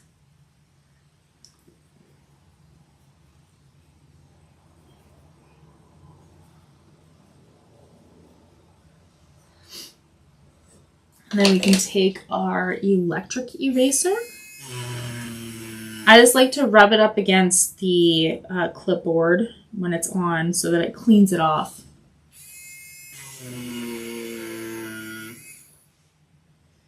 And then I also can create a very fine tip doing that, especially if I'm holding it at an angle.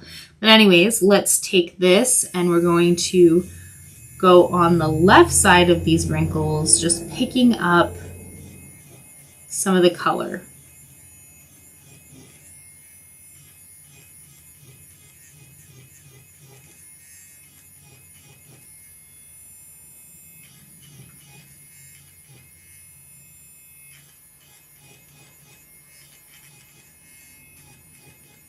I'm going to also pick up some of that blue too because it's not that vibrant.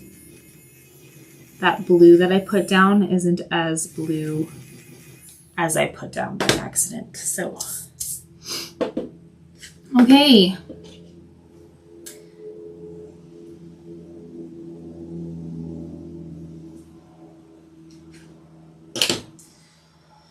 Now we're going to take the colorless pencil for blending.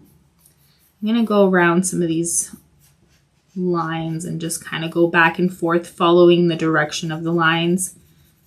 This fold here, I'm just going to do some circular motions while I do that so that I can have like a really nice blended edging.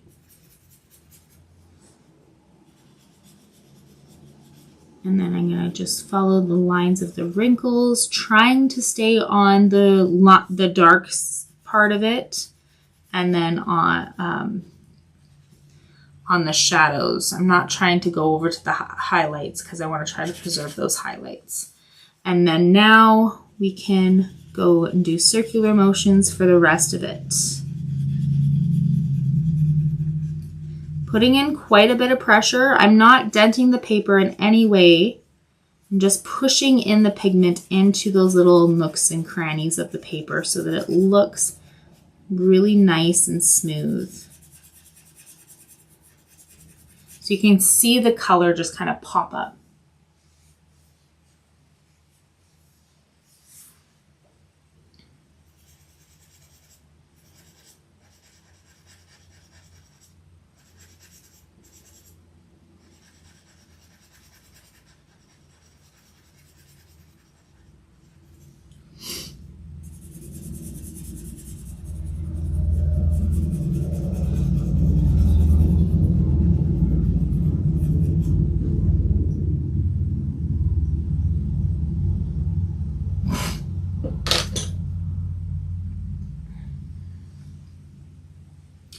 And now let's use the mechanical or electric eraser and just bring up some of those highlights of like those pores too. We can do some of these dots right above the darker dots.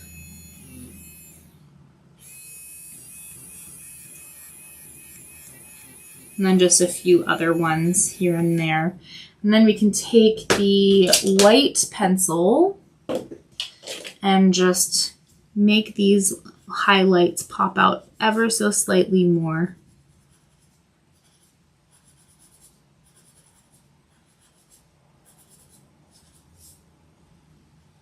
And then a few of these dots too, we can add a little bit of white over top. Is there any of the wrinkles that need to be slightly darker than what I have already?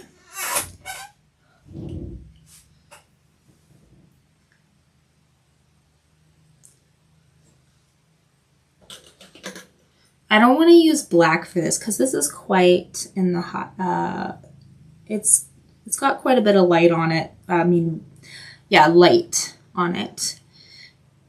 But I am going to make these wrinkles look a little deeper by adding a little bit more pressure with the brown here. So.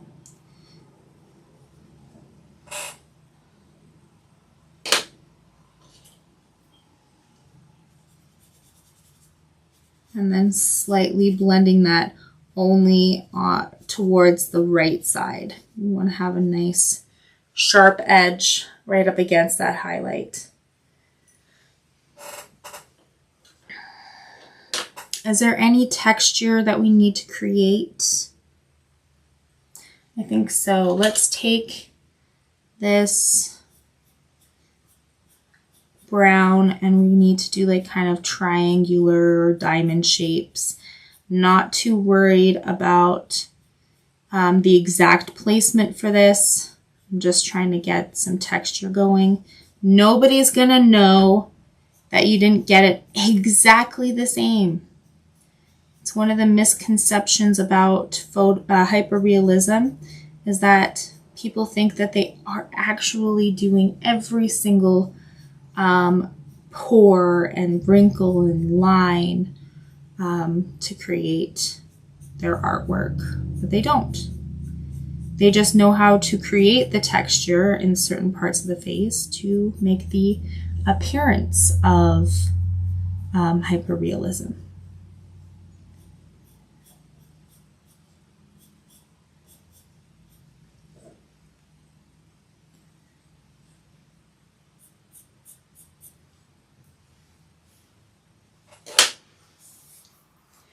Okay, this is going to be quite interesting because her lips are kind of a purple color.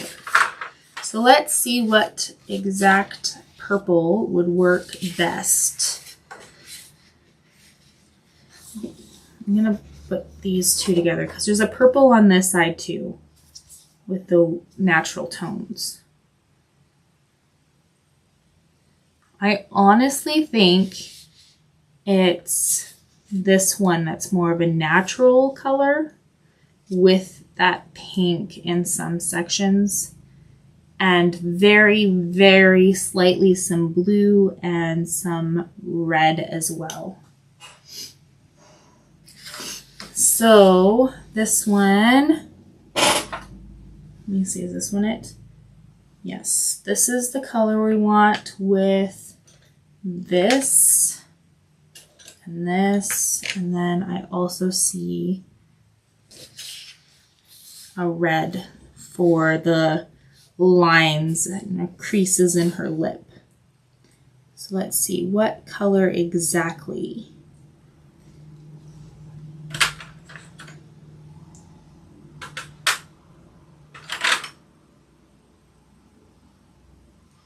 I think it is this one. And then obviously there's some blacks and dark reds and a little bit of green.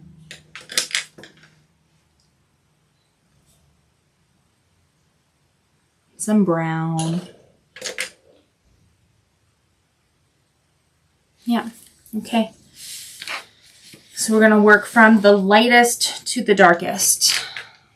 Zoom out a little bit.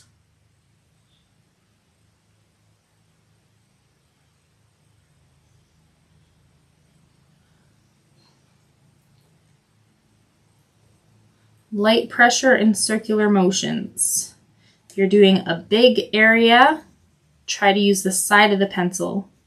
If you're doing small areas, you can use the tip of the pencil.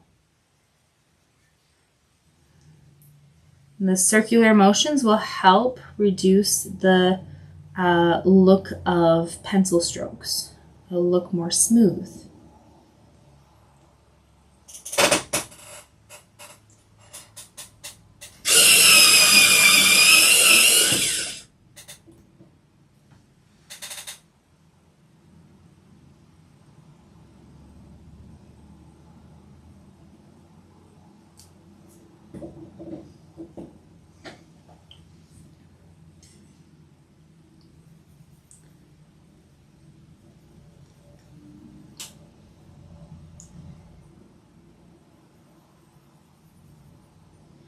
Okay, the next lightest color,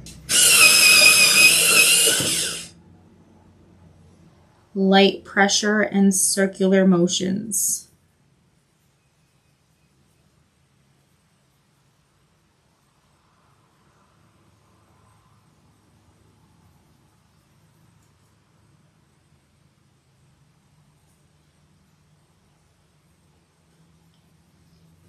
And we're just doing like the general colors, the larger sections. We can add more detail with the darker sections later. We just want to build up the structure and the basics of the shapes from the colors that change. I don't know. So a trick to help you kind of see what I'm talking about is when you squint your eyes, the details kind of disappear and you'll be able to see just like the main shapes of the shadows and highlights. And that's the colors that you want to do.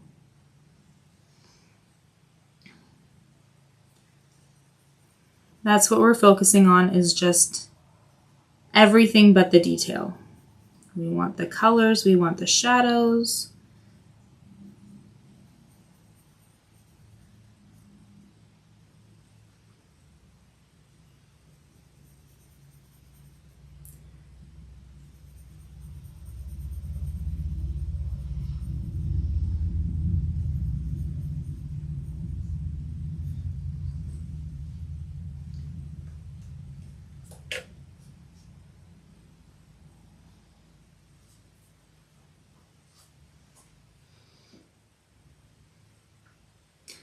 Okay, let's go in with that purple now.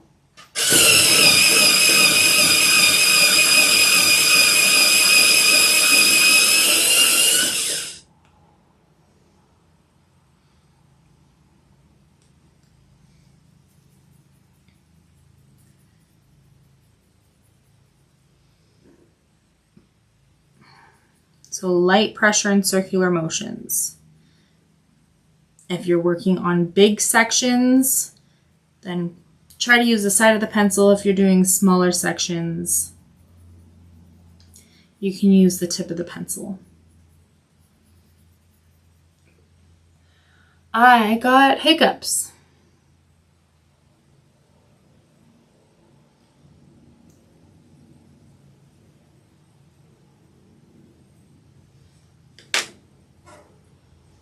I'm going to quickly send a message to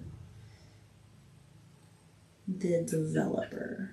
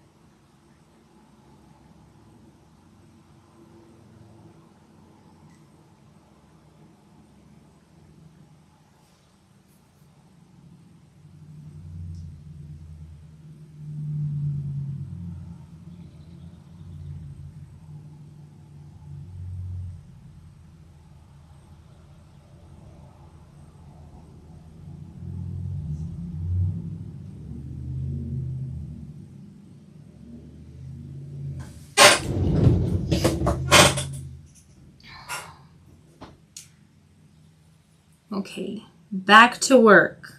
I got a little distracted.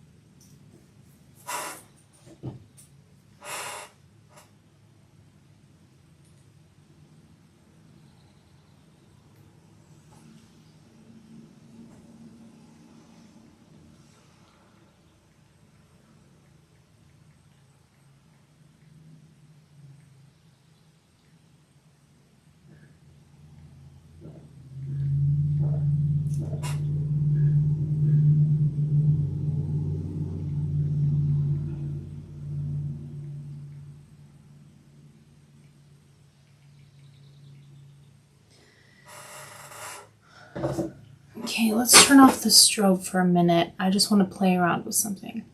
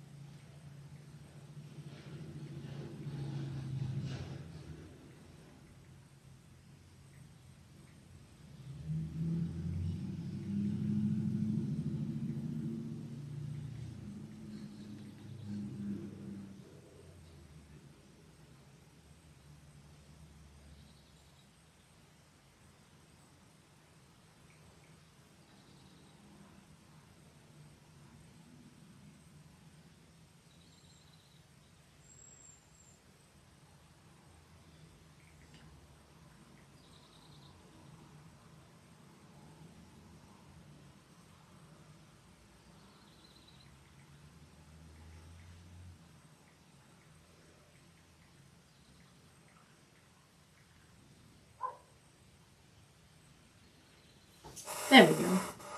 Sorry, I'm getting distracted. It's because he's talking to me, so I like to try to get things done when he's available. So let's just keep building up the colors. Light pressure and circular motions.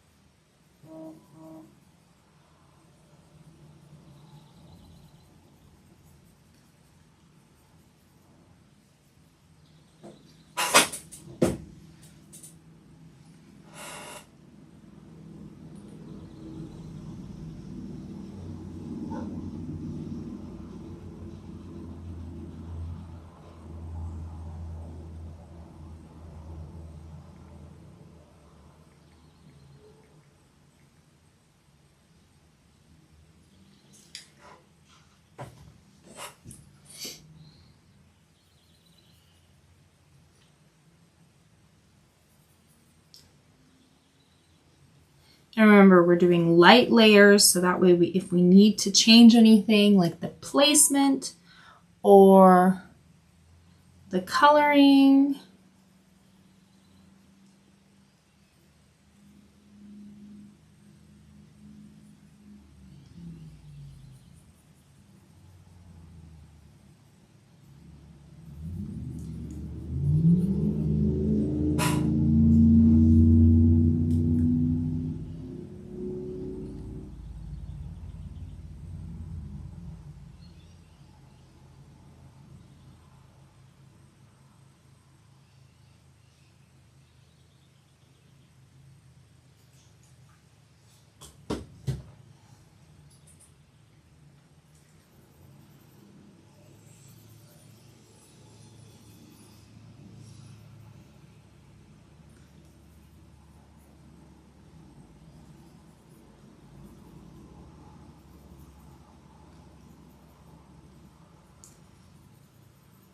we're slowly getting there.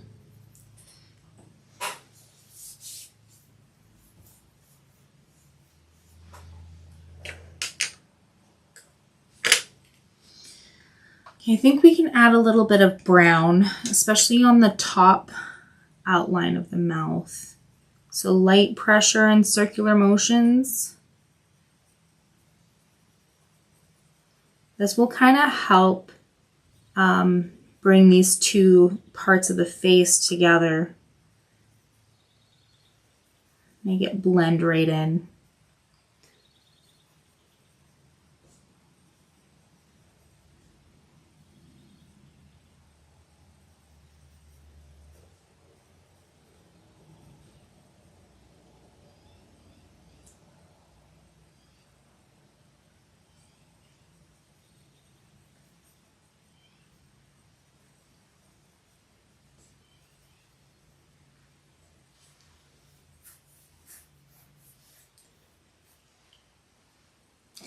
Okay, I'm going to turn off the strobe temporarily because I want to be able to get the placement a little bit better.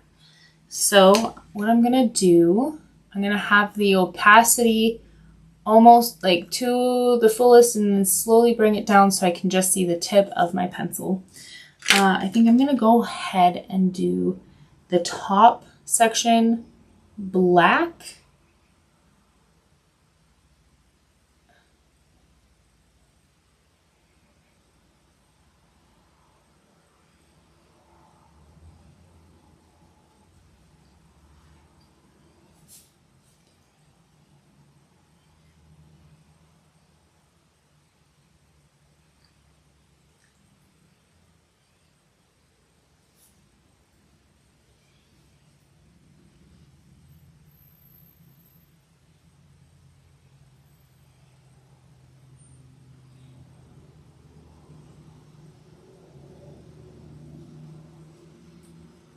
There we go.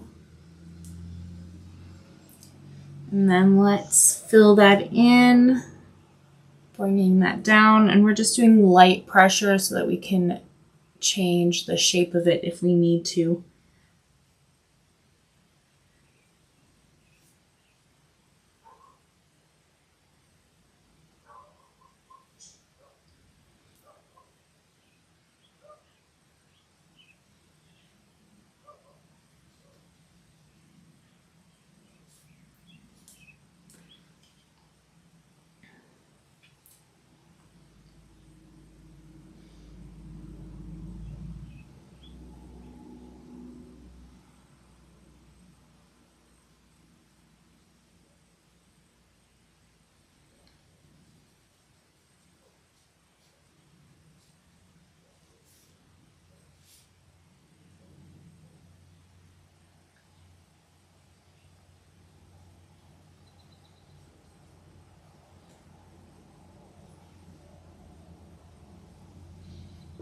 Turn the strobe back on. Let's see if it will go all the way.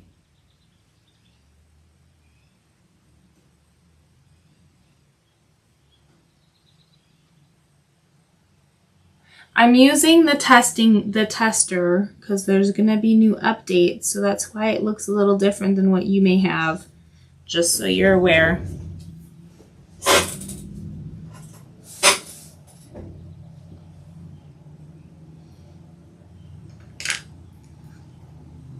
Okay, now that we got that down, that's starting to look more like ellipse.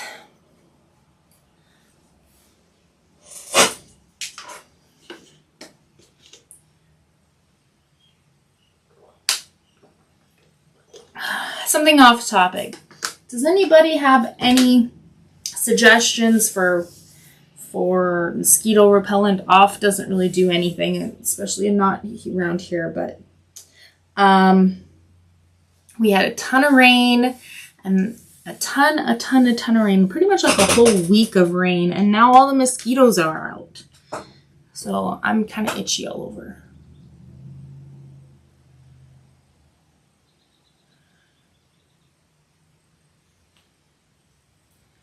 Let's turn off the strobe for a second and then turn up the opacity to its fullest. Just there we go, and then turn the strobe back on.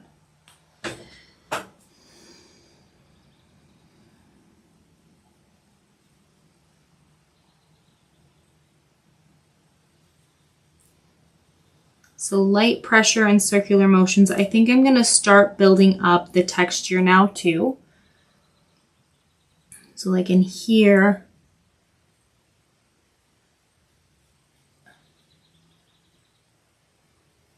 I'm going to add that dark red right in here where these little lines are.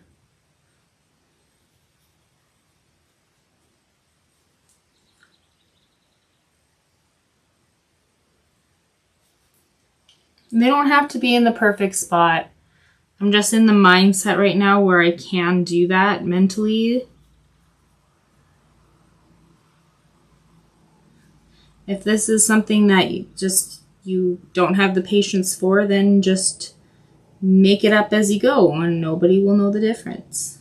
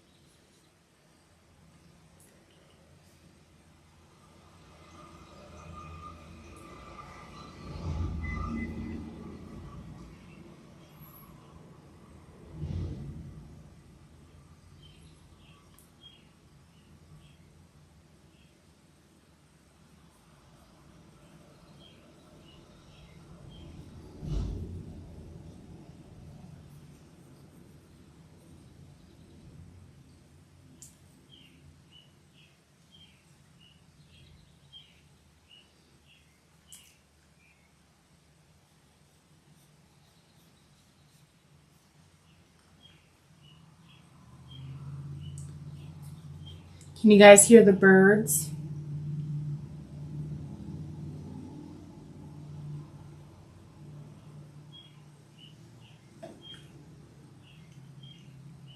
I have my window open and that's why it's so noisy.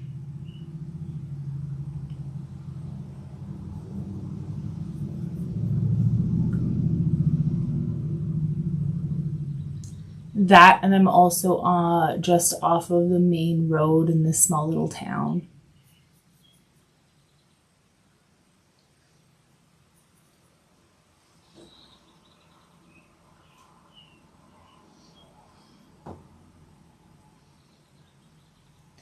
Okay, just slowly building up the texture now.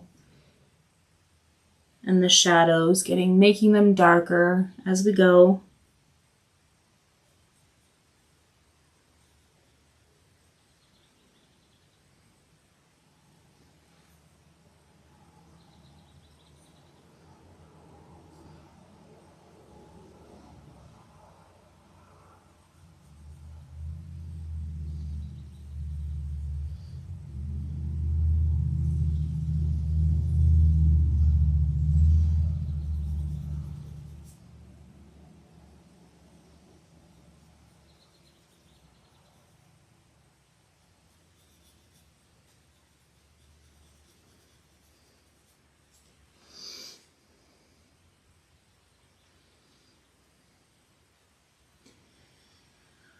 Okay.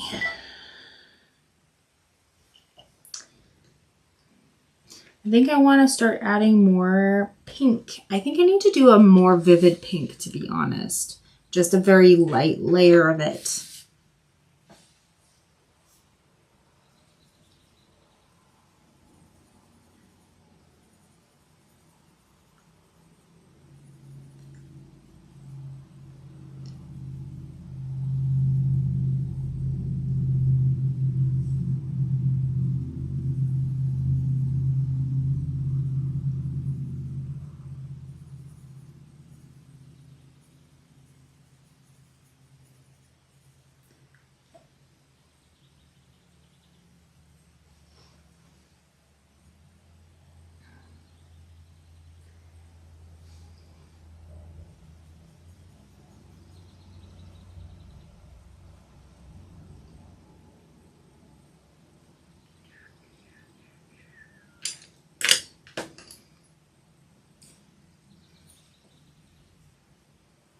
Then let's add some red, really bright red in the center of the lip where the sun hits really, like the sun hits this really good. And that's why we get like this really bright red in the shadows of this light section of the lip. I don't know if I'm making any sense. I don't. Do you understand what I'm trying to say?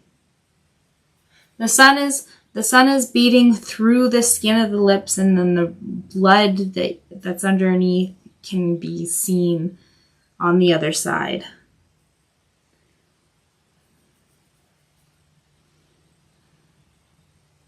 Our skin is actually transparent to a degree, and that's what we're seeing.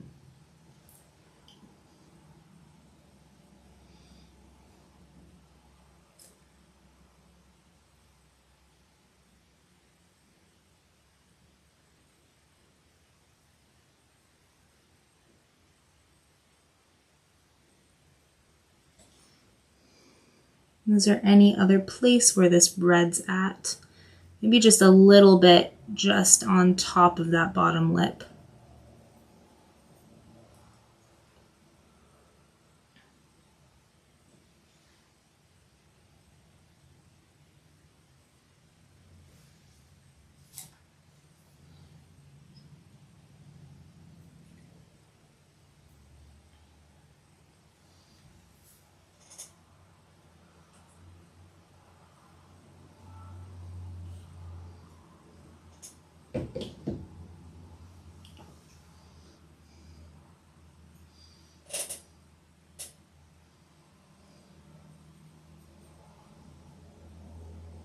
Okay, now let's go and add some green into the really dark part of this mouth here. Doing circular motions, and I am trying to do like fairly light pressure. It's a little bit firmer than what I was doing before.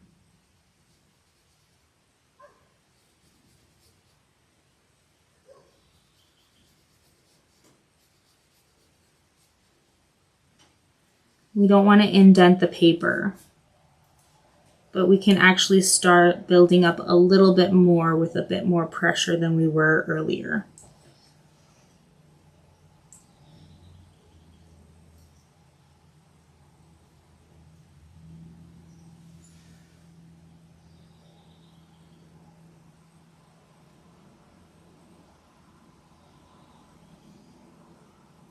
Take a look at the mouth as a whole.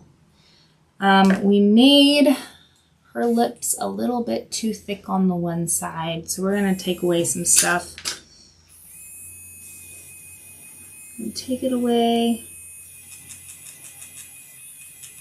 using the electric eraser. Just bring that right off, take that right off there.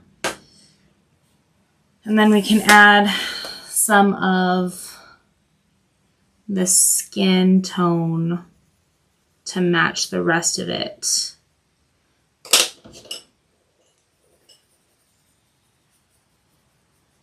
There we go. Now we got the lips look a little bit better now. They're not too big. Just a quick fix.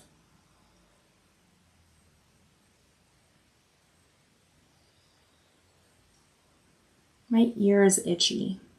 I think it's because I'm not used to wearing earrings anymore. Okay.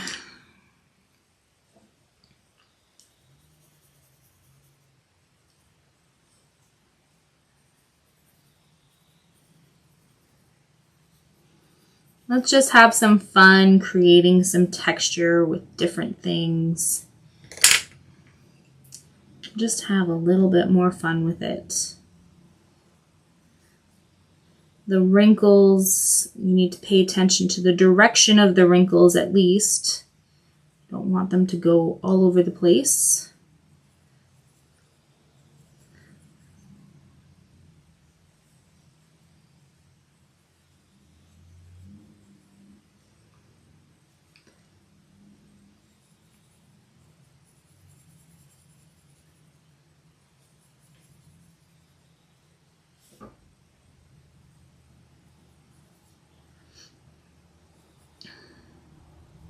So like the lines and wrinkles of the lips are kind of more, like if you're looking really, really close, they're kind of more like rectangular, square shapes. Like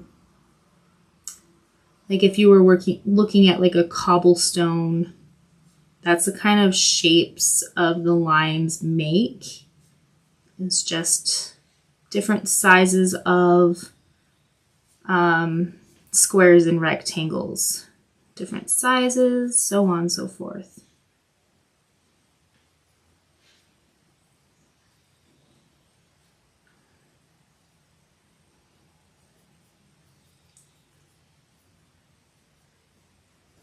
And when we're doing these, that texture, we want to keep it nice and light.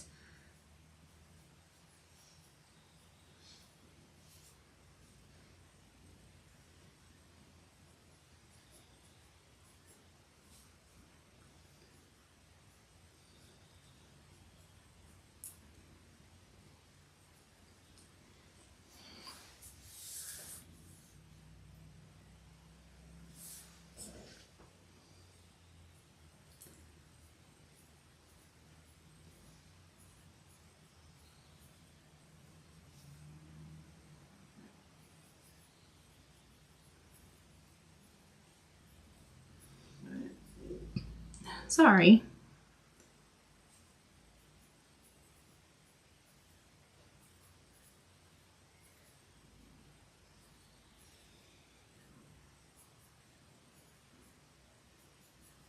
And like a weird burp.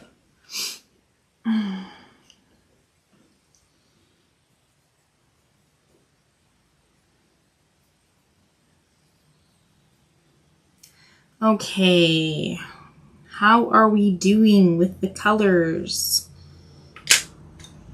This texture and everything.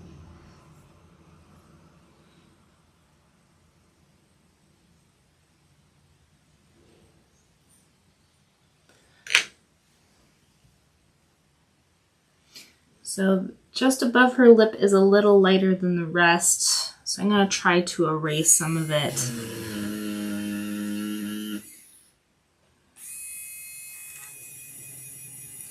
So I'm doing circular motions, just kind of go just above the lip where there's a highlight. If it doesn't pick up all of it, that's fine.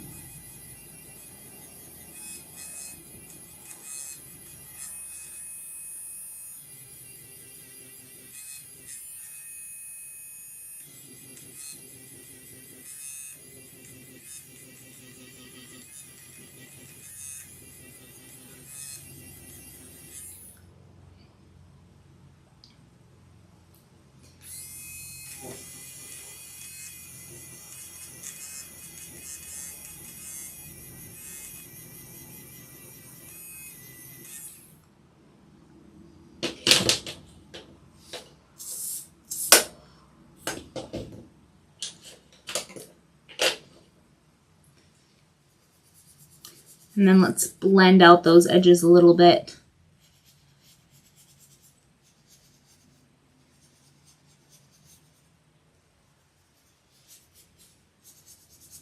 There we go.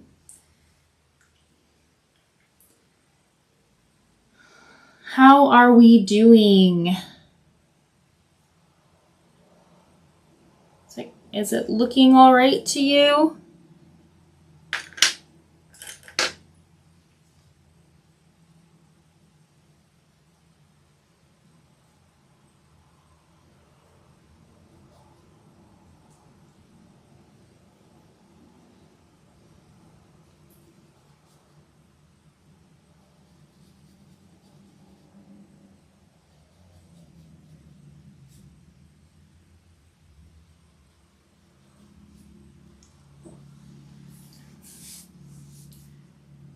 We got a long way to go. Like, isn't this episode 5? Or, yeah, episode 5 or part 5 of this? Because if it was a regular drawing, we would be done by now.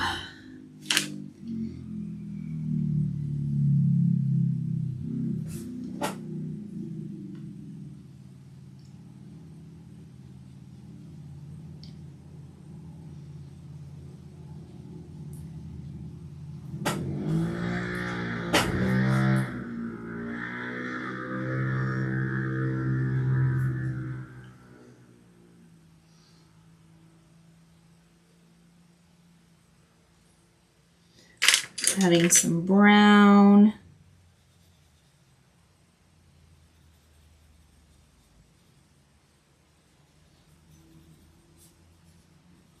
We're getting there. We're slowly getting there, but it is happening.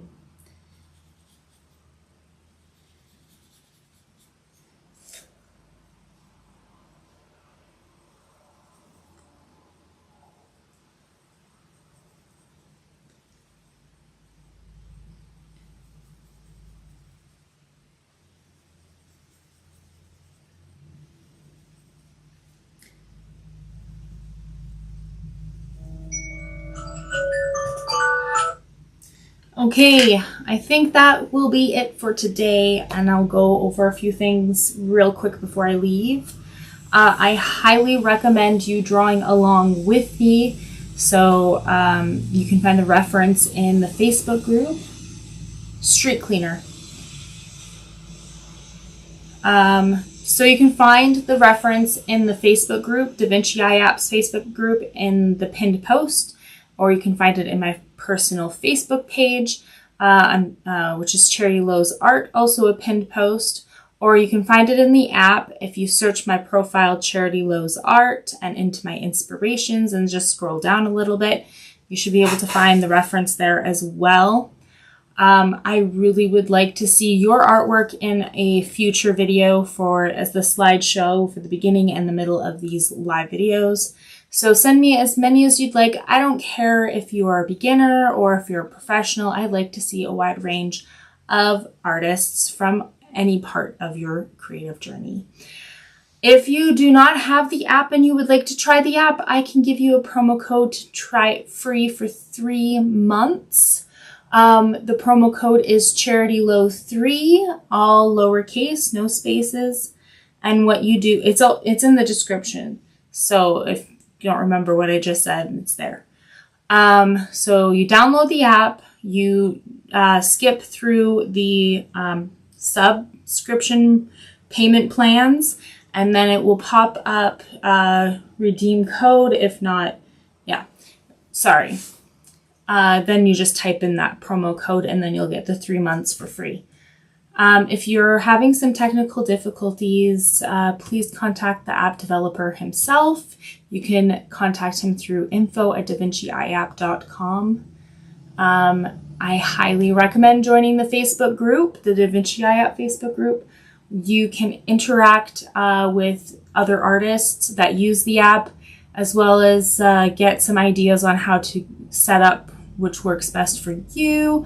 Or you can also find me there, and also the app developers there as well. Just making sure everybody is getting what they need. And yeah, thank you so much for watching.